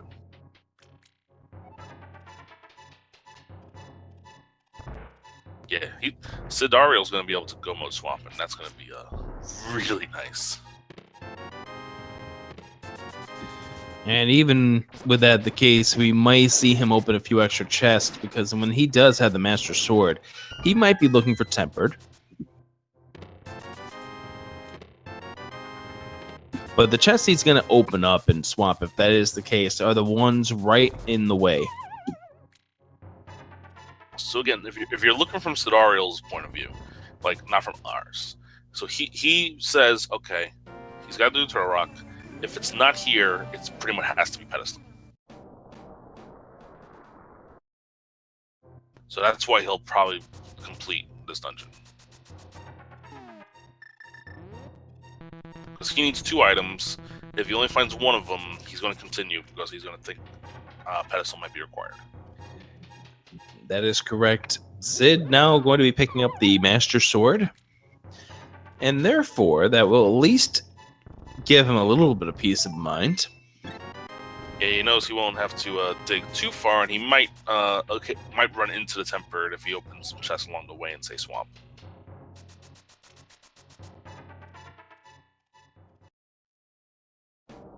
And Sid is pretty much out of options, so he's got to know at this point that the play is to go into Turtle Rock.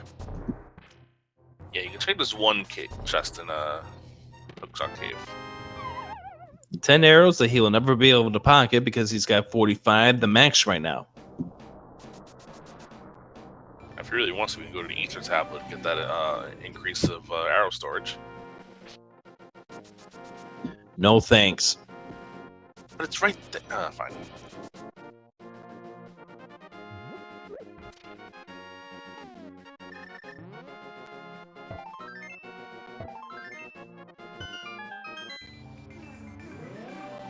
Oh, fine. I'll get into IRC and tell them to go ahead and grab the 10 arrows just because. Or the arrow upgrade.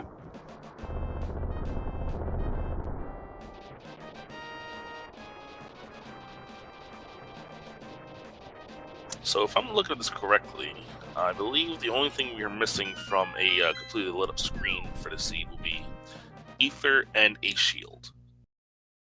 Yeah, that's remarkable that in an hour 42 we have not seen a single shield. All 3 in Rando Room. Loogaroo will now get the bow.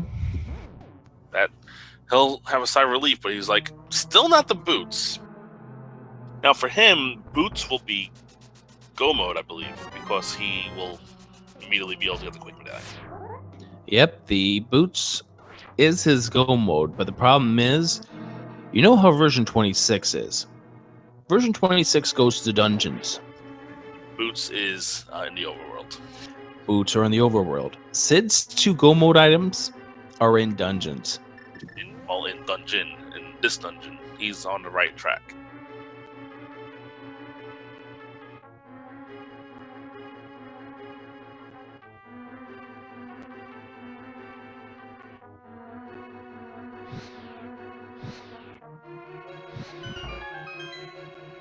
But we'll see what Sid does. He's about to get the flippers in just a moment. Loogaroo. His option after this is probably go to finish Pod.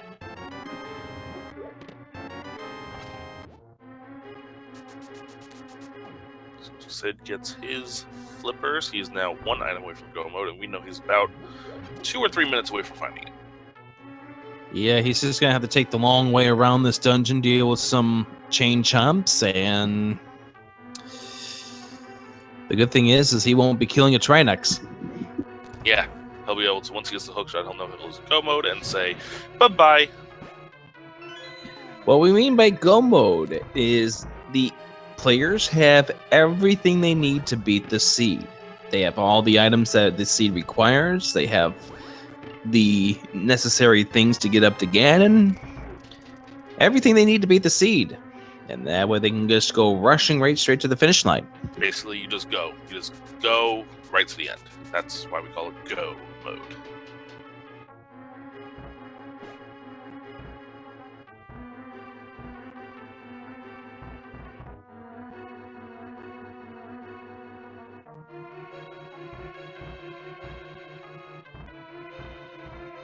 Loogaroo bombosing.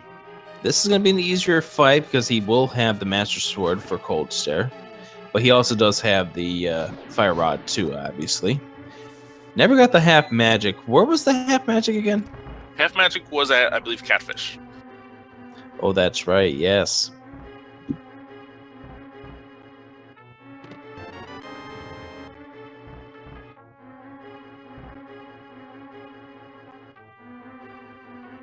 Loogaroo just needs one more eye to go down for Cold Stare and gets it done.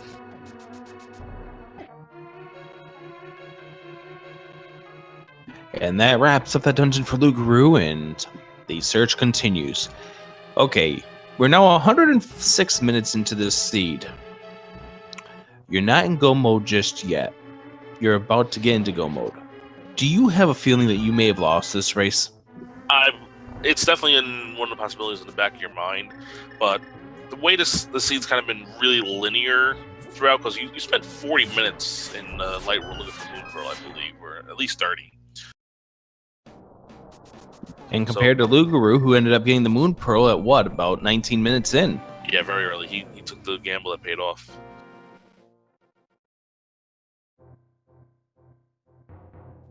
Now, what will Sid do when he gets this shovel? He'll probably be thinking something for about 30 seconds. Not even 30 seconds. To be like, oh, really? I gotta do this fetch quest, and then open the bait just to be like, oh. So there's the shovel.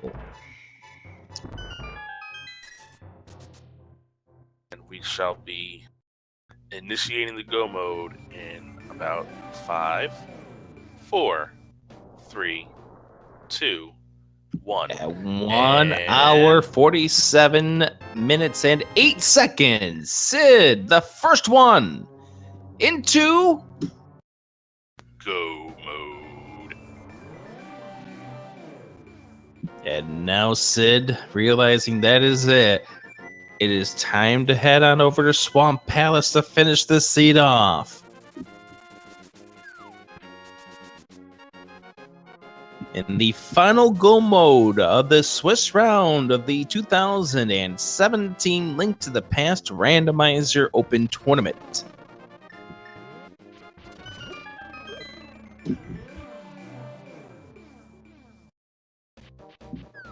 The people are already guessing the big key. Wait. We still got an entire dungeon to go through, guys.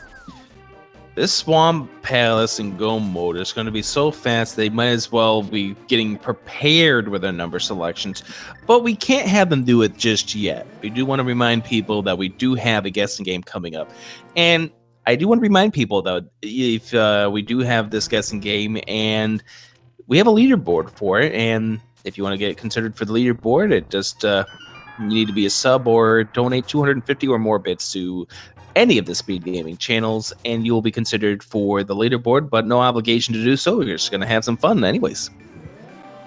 But wait until we go ahead and say go with the numbers, by the way.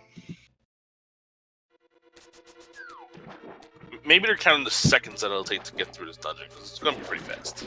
1, 2... Alright, maybe it's a little more than 12 or 8.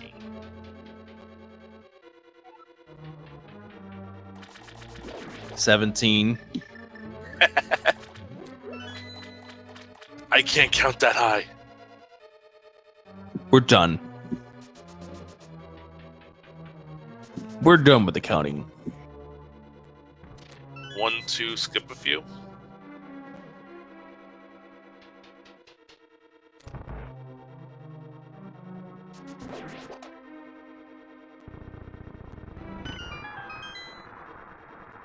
Loogaroo now making his way through the remainder portions of this Palace of Darkness. Will not find any of the items that he needs for go mode, which would be the boots. Well, actually, it would be just the boots he needs, as you mentioned before, because that gets him the Quake Medallion.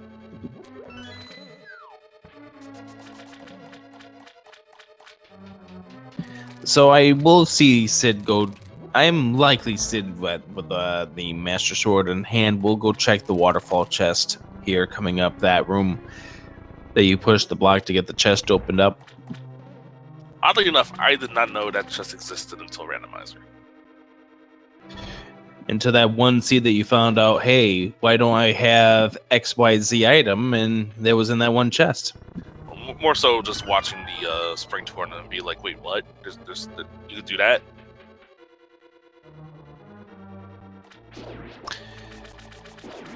You know, Randomizer has a strange way of making you learn things. And, well, we've got ourselves an arrow and a compass for the two chests I didn't think Sid was going to actually check. He definitely does not want to do Master Sword if he can help it.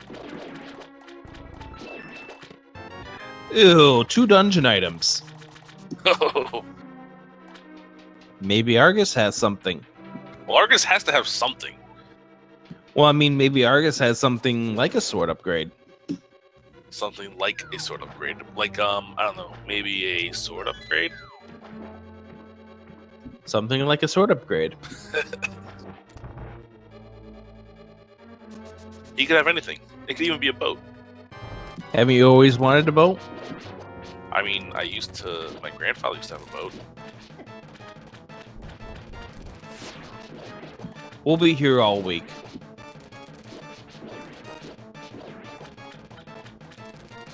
This Argus won't be, though, because he'll be slaughtered by this runner here, dressed up in kind of a purplish, pinkish color. I mean, you said earlier, it was Santa Link. See that, Willard? Santa Link. Good point. He was yelling at us for being Chris's music earlier. Well, guess what? Nice one hit with the silver arrow to take him down. Just an arrow upgrade, though. All right, it's time to start doing the number game. Yeah.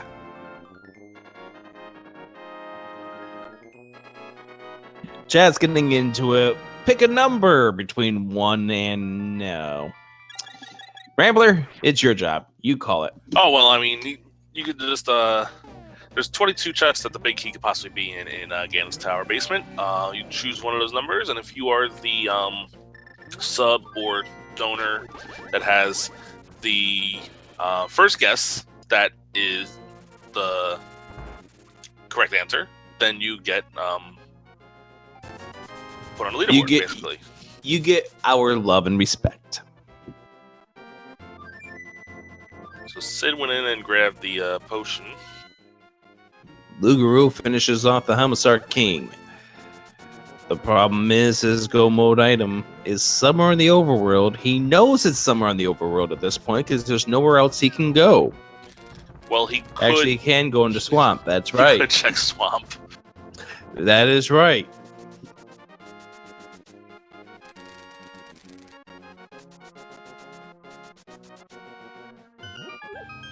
He's gonna full clear Swamp without boots. Oh boy. We'll see if that is the case. No, he flew to 3. Ooh, this could pay. Oh, is he gonna check the pedestal first?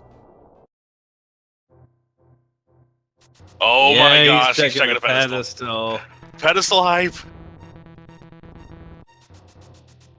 Alright, I really hope that there's a sword on the pedestal. It would remove one of the swords out of contention. That would be for sure. I just want to see what the text is. Well, I know back when it used to be the Master Sword, isn't this supposed to be randomized? It even randomized is what it was when the Master Sword was on the pedestal.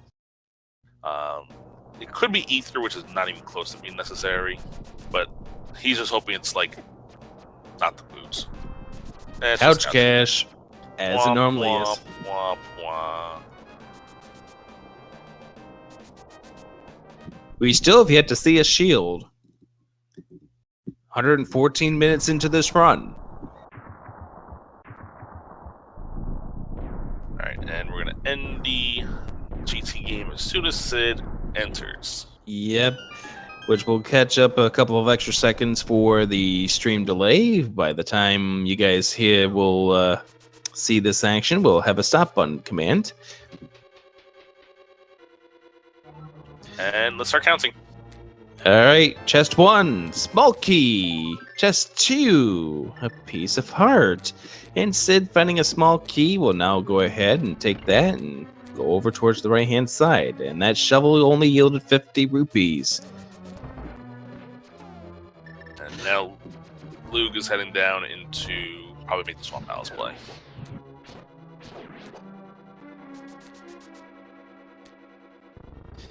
Sid getting caught up on that block, did not want to move forward for him, and this is going to cause him to have to reset. And this is a good decision not to go completely through it.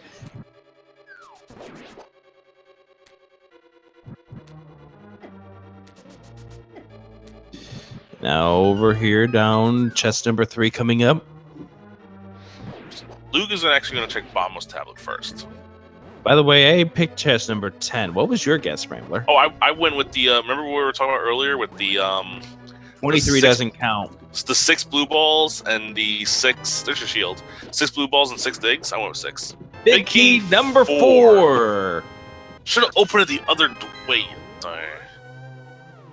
If you picked number 4, you win, well, the leaderboard thing is going to be something there. But the other part of this is what's in that final chest. I don't have the access to do it. Yay me.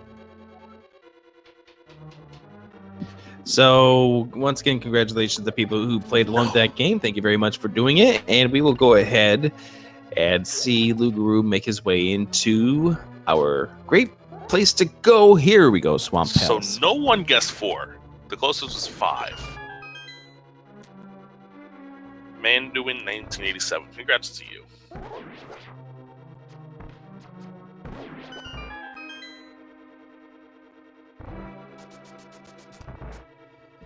Simply put, the way the guessing game works is we don't do it via Price is Right rules. So Sid will be moving closer to being a 2-4 in this Swiss stage. Again, unfortunately, we have no way of making the race off for either of these runners. So big thanks to these guys for deciding to just go all out and give us one last race for the Swiss stage. Yeah, if you like what you see from these guys, you can go ahead and give them a follow over on Twitch. They run a lot. Yeah, always good to support the runners of this tournament. And Loogaroo up to 18 hearts. We could see a 100% seed here.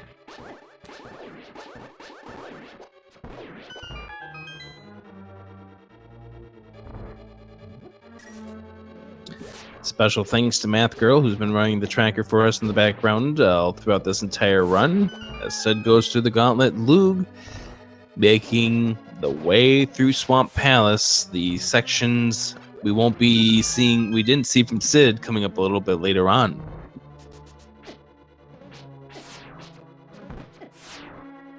Yeah, so basically there's going to be 2 chests that, there's going to be a few chests that Lug is going to check that Sydarial did not check.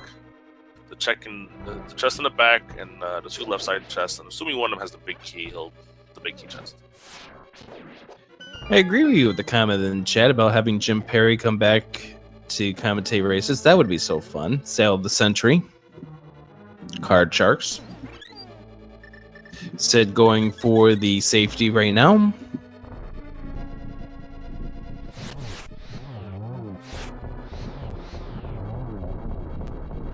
I just want to point out that Brick just aged himself again with that reference.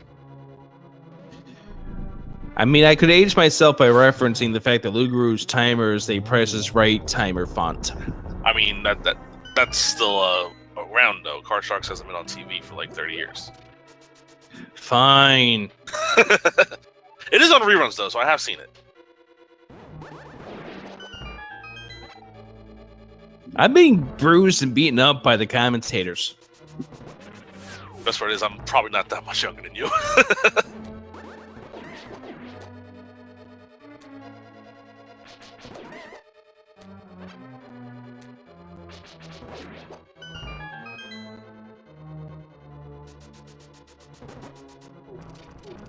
Loogaroo needs to make his way over to the purple chest. That is where the boots are. That is the answer to the puzzle. But by the time he gets out of the swamp, Sid will be probably wrapping things up for this seed. Yeah, he might find out during the interview.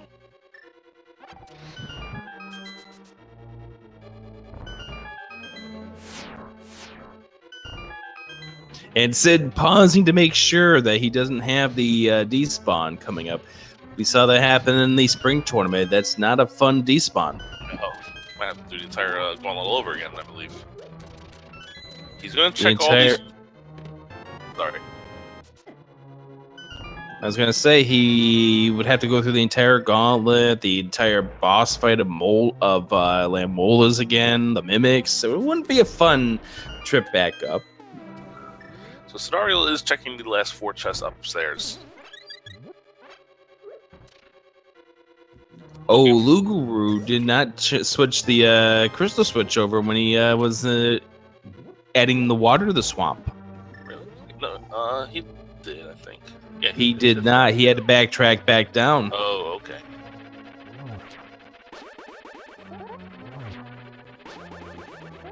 Moldorm 2. With another chance to have a despawn happen if you don't behave pretty nicely. Had that happen to me in the race. Rip. And, yeah, I know. That was already a bad run at that point. Alright, so it's pretty much confirmed Sydarial will have Master Sword Ganon coming up. I will present to you the fact that the validation or the final chest of the game has 20 rupees inside of it. That's your prize for this run. Don't spend it all in one place. Bottle with the fairy inside. And a 20 rupee. That was what was on the left-hand side of Swamp. So those last 2 swords probably wound up being deeper in Ganon's Tower, I would assume. Ganon's Tower. The Pyramid Fairy could have had him. True, it could have.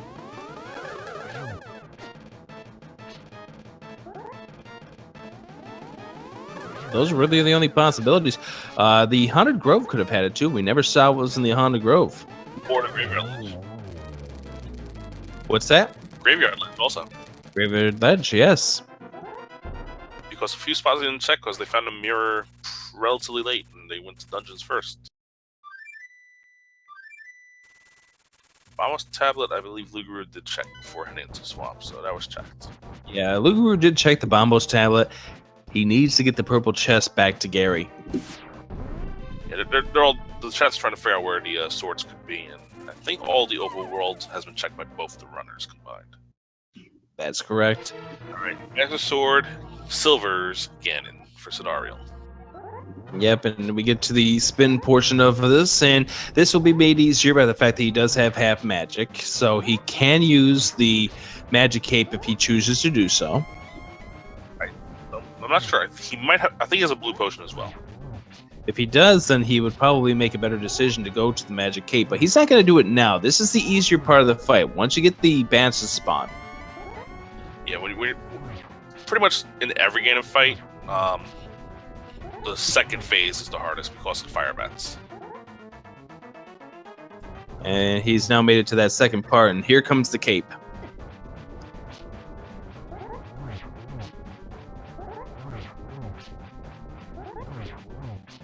Just so the chat knows, the when you fight again with the Master Sword, you need to do the spin slashes. Regular slashes do not damage him. Yep. That's why you can't just swing your sword at it. It is required that you do mass spins with the Master Sword. You got it. Tempered Sword, you can. He did get through the second stage, onto the third stage now. Third stage is the easiest of the 4, as long as you avoid those circling fire bats. Ooh, I was afraid that bat. Oh, don't push him into the pit. Wow, that's lucky. That was close to falling, yeah. I thought that bat was going to push him in. He's lucky those bats are not pushing him as deep back as they could have. He got down to 1.5 hearts, but he used that blue potion to refill his health. Yeah, he's got to get one more hit on Ganon, then he can get down to the final stage. He got it. Did you find the arrows? Well, let me let you know if I found them or not. Here you go. I mean, we found them, like, what, like 15 minutes in, like not even like 5 minutes in. It was in Blind's, Kakariko hideout Village. in Blind's house. That's correct. Loogaroo finished off with Swamp. The question is, where does he go next? He's running out of options at this point. Checkerboard Cave is another place we never checked. That is true. All right, and one more hit for Sydarial, and down goes the pig. And there we go. Sydarial will be the winner of this matchup against Loogaroo, finishing this run in just a moment, once after he walks in through that door. And Rambler will have his official time coming up as soon as he walks in the door. There we go. Sydarial has finished with an official time of 2 hours, 5 minutes, and 23 seconds, and Loogaroo has dot forfeited. Yeah, Loogaroo, this doesn't surprise me. This doesn't surprise me. Loogaroo is too far back at this point, and it makes sense. So, forfeit for Loogaroo, but give both of these runners a GG, and we'll try to get them in here for the interview.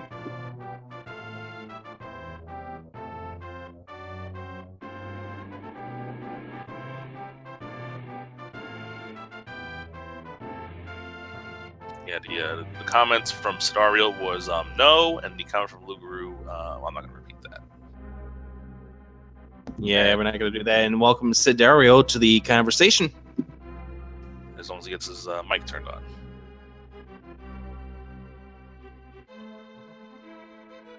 There it is. We should be fine now. I should be fine now. Yes, you are fine. Congratulations on your win. You? So it was kind of an interesting seed here that had to send you all the way to Pendant Turtle Rock to get the final items for Go Mode. Talk to us about your thoughts about that seed.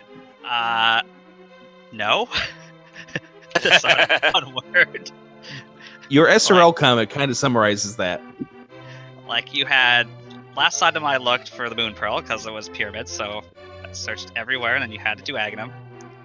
And then Aghanim was 6 blue balls, with the first 5 of them being blue balls. And then last item I looked for the mirror was Spike Cave. Like, it came down a lot to last place I could check, and it's like, that's where the item was. And like, I was debating leaving Turtle Rock after the flippers, but I'm like, I need hook shot and screen pendant. I haven't checked the pedestal yet, so I'm like, I might as well finish it. Yeah, that was one of the plays we were discussing when you were going into Turtle Rock, because Loogaroo had already gone into Turtle Rock, and we knew the items that are in there. The one thing the Loogaroo did not have was the boots. He didn't get them from the purple chest, and thus didn't have the Quake from Ire. And that was the big locking point for him. Yeah, did he end up getting past the Master Sword, or were we just stuck there? He had Master Sword also. You guys pretty much did most of the same spots. He just didn't check purple chest. And I think, well, interesting enough, you're going to be shocked by this. Loogaroo went into Aghanim about 8 minutes in. Really? He got the cape, he got the lamp, he got the sword, and said, well, I think this might pay off for me, and it did. Oh, it did. Yeah, it did with the Moon Pearl on there. Just the unfortunate part was when he didn't complete the tour of Breadsmith and the Lunchbox tour. Yeah. And if you went to early Spike Cave, you also would have got the payoff there. Because having to do some of those bosses with the fighter sword was not fun. Yeah, the fight against Vitri, for example. Yeah, Biddy and Mothula. This game kind of forced you to do the fighter sword for most of those bosses until you had the access to get up to Hera in the right side. Yeah, so you need basically the mirror from Spike Cave to do that, so whenever you decide to go there was with the hammer and enough hearts or potions.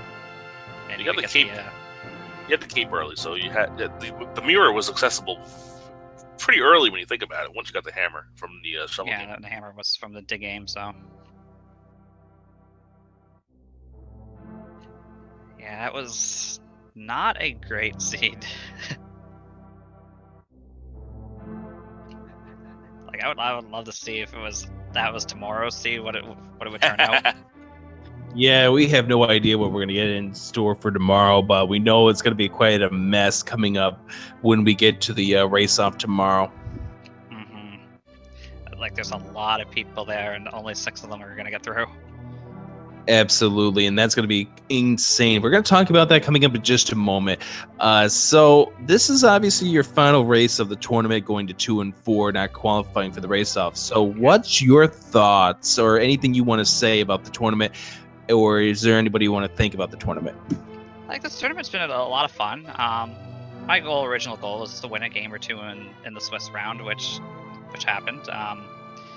Because I knew there was a lot of good people here, like 100 of the best randomizer players. So, you're in a league with them, and it's not like I really lost by a lot. It's a lot of times just I chose the left path instead of the right path, which kind of caught me in a couple of races. So there's that. For thanking, I'd thank the commentators, Feasel for putting on this thing, the admins. They did a lot of hard work putting it into this. I've seen some of that in the commentary sections and the tracking sections, how it all pans out. So.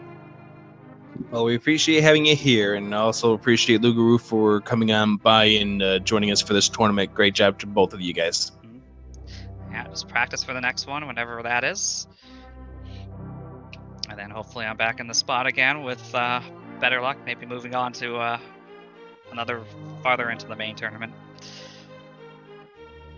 Yeah, let's hear it for Sydarial for even though 2 and 4 is just better than what me and Rick did. Me and Rick did not even qualify for this, so he did better than us.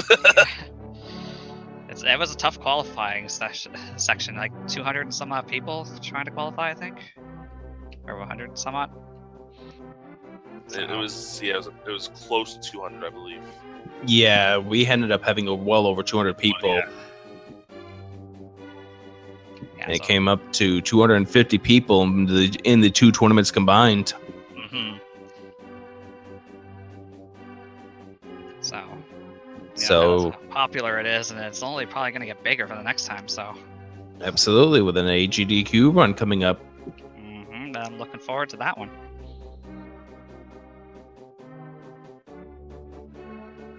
All right, guys. Well, thank you very much for joining us for this post-race interview, Sida. GG.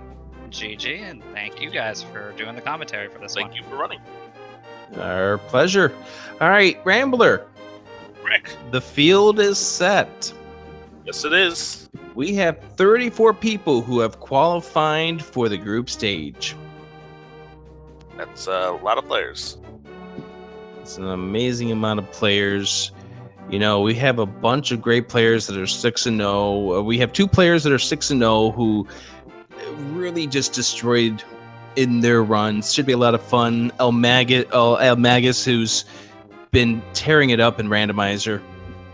Yeah, he came onto the scene. I mean, I don't know if he qualified for first tournament or anything, but he has been dominating the regular races on SRL for a few months now.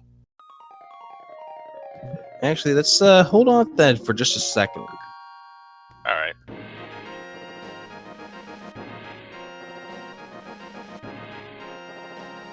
Because we might be having Loogaroo join us for a quick session. Okay, I'm going to bring up the standings and everything for post race talk about the big race. And hello to Loogaroo. Hey guys. So let's just talk about one of the greatest plays that you made in this run. The decision to go to Aghanim at 10 minutes in. What was going through your mind at that point? Well, hold on a second. I'm getting crosstalk here. As soon as I got the lamp, the cape, and the sword, I'm like, you know what? I don't think I've had an Aghanim seed yet, and I'm kind of due for one, so might as well just jump right in there. How happy were you to find that there was the Moon Pearl behind there?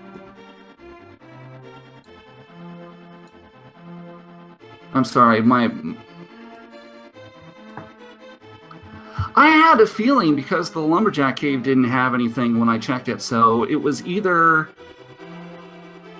either I needed something out of the access point there or something with the pyramid. So yeah. Yeah, what's funny was me and Rick were joking the entire first 2-3 minutes saying, "Oh, Aga 1, Aga 1, Aga 1," because we saw the cave, we saw the lamp, and then when we saw the Treasure Rupees, probably not. And then we saw the Titan's Mitts, probably not. Then you went. Well, again, I just figured it was going to be required. I might as well just get it out of the way. I didn't anticipate how much change it was going to put onto the overworld because I've never done the fake flippers after Aghanim before. So the fact that when you get to that waterfall spot, there are 2 Zords there instead of 1. Yeah, and then you took the fireball right in the back there. Yeah, and literally probably the next frame I would have gotten into the cave and would have been okay. And that's really where the tilt started, really.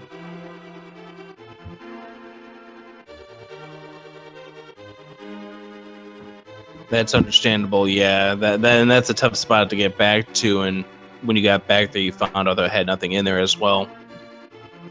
Yeah, and honestly, I was thinking, you know what, Zora probably has something because I was pretty much, I think I was missing the bow, the hook shot, the flippers, the boots, and I think I was still missing the hammer and the flute at that point. And I'm thinking, Zora has to have something, and it just so happens that, I got pegged before I could have a chance to go over there. And then, of course, when you went there, he throws you 50 rupees, and that's why I threw the bomb right back at him.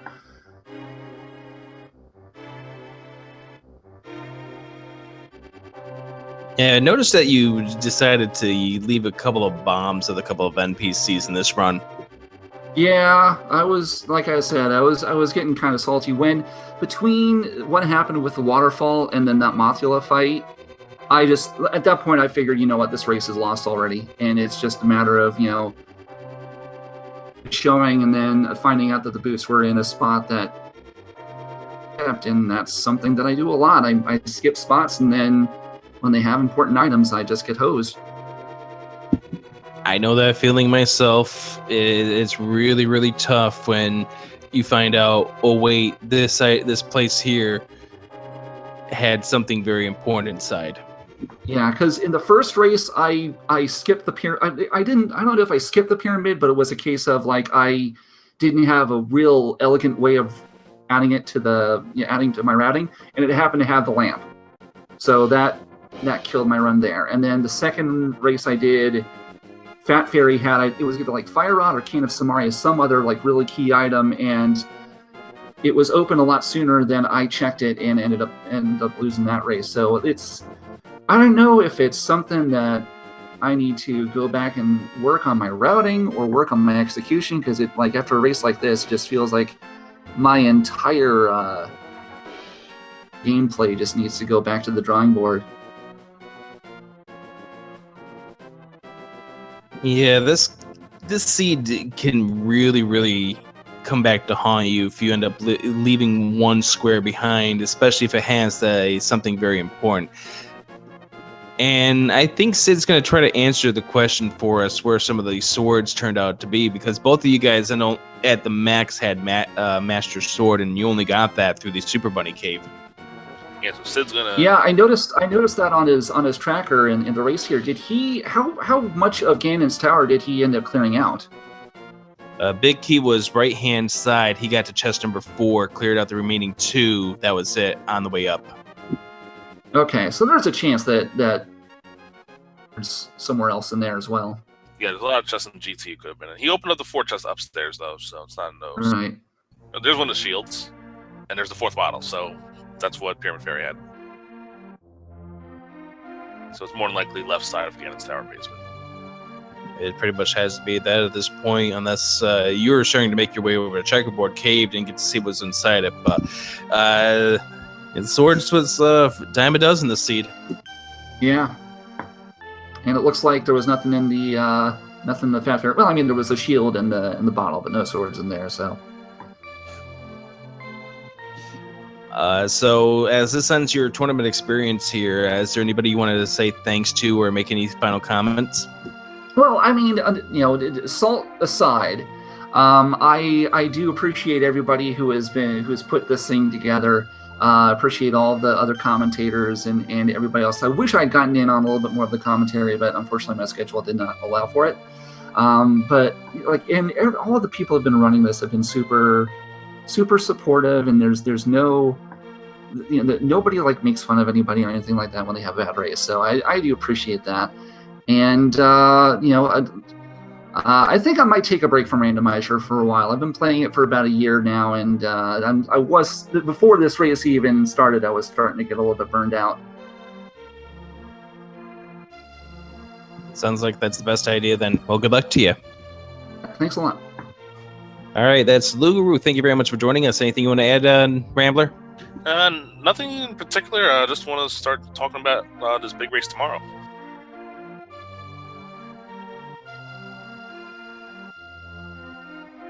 So we were talking about the 2 6-0s. We had Almagus, who we were talking about was just like crushing the side races. The other 6-0 was Actaboker.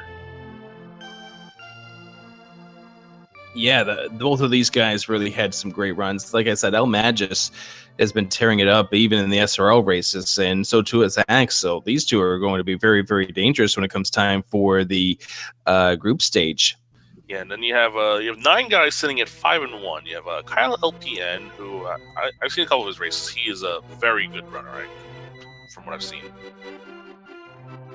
Yeah, 5-1. We got Kyle LPN, who's also a very solid runner as well. Very knowledgeable, knows what he's doing. Another 5-1 that I'm looking at, Gem. Yeah, Gem definitely deserving of 5-1. And TZ's also very strong. Wolfie 83, Z4, TGH just, unless there's a seed that gets to him, he's very, very close to the top. Yeah, TGH, I think, I just saw on YouTube, he won the Link's Awakening Link's Awakening tournament that just finished up. He has the world record in that game, I believe. He's really good randomizer runner, too. And he's also a sub 90 in NMG, so Yes. he knows how to execute. Tear, who was on a tear throughout this entire tournament. I see what you did there. And 5-1. The only loss was to El 5-1. Magis. ACMLM 5-1. I think he made the final 4 of the spring tournament. Yeah, he did. Zero Rush also in the 5-1s. Then we have a very interesting group of 4-2. Look at those first 3 names. Look at those first 3 names of 4-2. You have the 2 finalists, Christos Owen and Ajneb from the spring tournament. Then you have Amazing Ampharos, who seems to always be in the top of any tournament he enters. And then you have Jinja, you have Kransoon, Makenix, Toiso, Gerdo. The storybook story for Evanditis, who had to run in all 5 of the qualifiers to qualify for this main tournament. Yeah, and snuck in on the last qualifier, I believe. The only one that was pretty easy, actually. Spooty Biscuit, Frame, Feral Pigman, Kyung 92. How about Andy being in this mix of 4-2s? Yeah, Andy, who were his 2 losses to? I'm trying to remember. But yeah, Andy at 4-2. Then you have Sygard. You have Mr. Barry Bonds, who's another relatively new player who's constantly puts up good times. And then Sygard, Mr. Barry Bonds, Alminster, JSR, who JSR had the highest Z score coming into the tournament. Yeah, he put up a really good time in 2 of the qualifiers. I think he only was in one of the qualifiers. He raced only the last one and put up like a sub 130. Like he blitzed through. He won that race, I believe. Yep, Jet's in there after losing to Christos today, 4-2. Big Dunka, Cernico, Penguin Puffster, and Hippos. His race was last night, and he had a very, very close race to get into 4-2. And then we get to the guys that are racing tomorrow. So tomorrow is the race-off, and the qualifier for this is that you had to go 3-3 for this. 31 players are 3-3. Only 6 make it to join those other names we mentioned in the group stage. How about some of those names in the 3 and 3s? Well, the ones that jump off to me right away, there's 3 that jump out right away. That's Pika Pals, Killer App 23, and Gamer Cow. Those 3 are names that I've seen race SRL a lot, and I've seen them do really well a lot. I have to add another name in there. Problems IRL. Yes, Problems IRL, another really, really strong runner. And Jim Bro is also very decent. How about Mike the V? Mike the V, who he knocked Andy out of the last year's tournament. He made the Elite 8 last year. In the name of DT is also a strong player, Haikyuu type. Some of these names will not run in there tomorrow, so it's not going to be a full field of 31. But these are the names who are qualified for this race tomorrow. Yagamoth, who has like every world record in Secret of Mana and also runs NMG a lot. He is in 3 and 3 as well. Zyrakian, you said Pika Pals. I am the Schwartz, who won a race a couple of days ago in an SRL race. Solski, Korek Cruel. Isn't even my final form Prier. Yeah, Prior 57, another name that's always at the top of the SRL leaderboards. Maximum Barnage, LT Gray, Dragon Co, Ryrek. We got Freddy, we got Mikan's Box, Maximum Barnage, Gazelle Shaft, El Tigre, Salty Fry, McLagan, Andy, the other Andy that is, and Jigheart. This is a strong 3 and 3 race. It's going to be a lot of fun watching this tomorrow. Yeah, I'm going to be at work, but I'm definitely going to be glued to my phone until I watch that. And only 6 of these 31 on this list will make it into the... That's a percentage of, what, like 20-ish?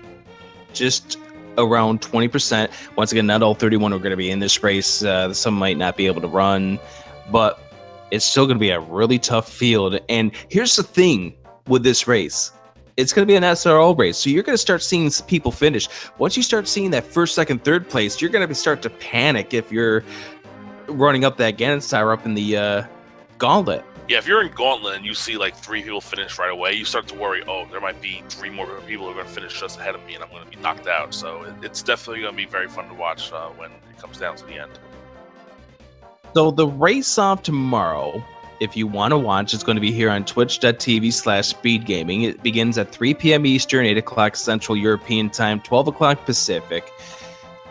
And I believe the way they're going to do it, it's kind of set up like they did with the qualifiers, where they're going to have 4 screens up and they're going to swap people out based on various things that are going on. Like maybe somebody's got to jump Ganon's Tower fastest, and they're going to switch on over to those people.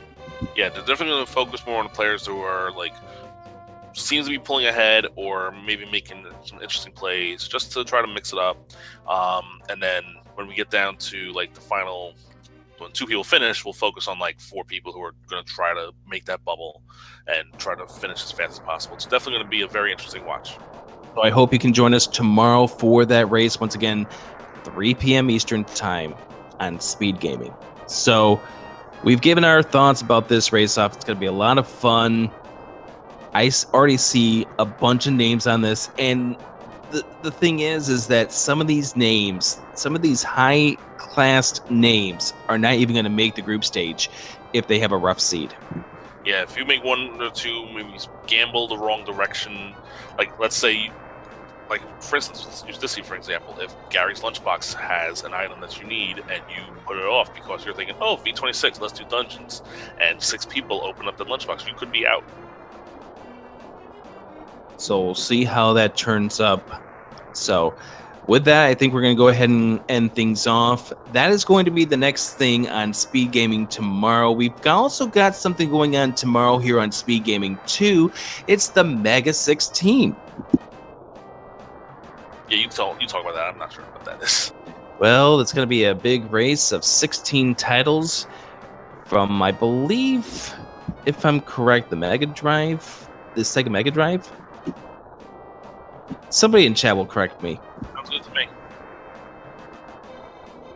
But it'll be going on here on Speed Gaming 2. So let's get on out of here. Special thanks to Math Girl, who was our tracker, both of our runners, and also Feasel, our restreamer. I'm Adirondack Rick saying goodnight for today. We hope that you can join us again for tomorrow's race-off as we get ready for group stage beginning next week here on the Speed Gaming Family Network. So, Rambler, you take us on out of here.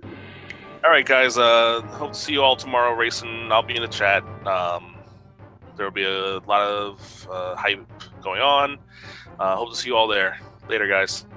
Good night.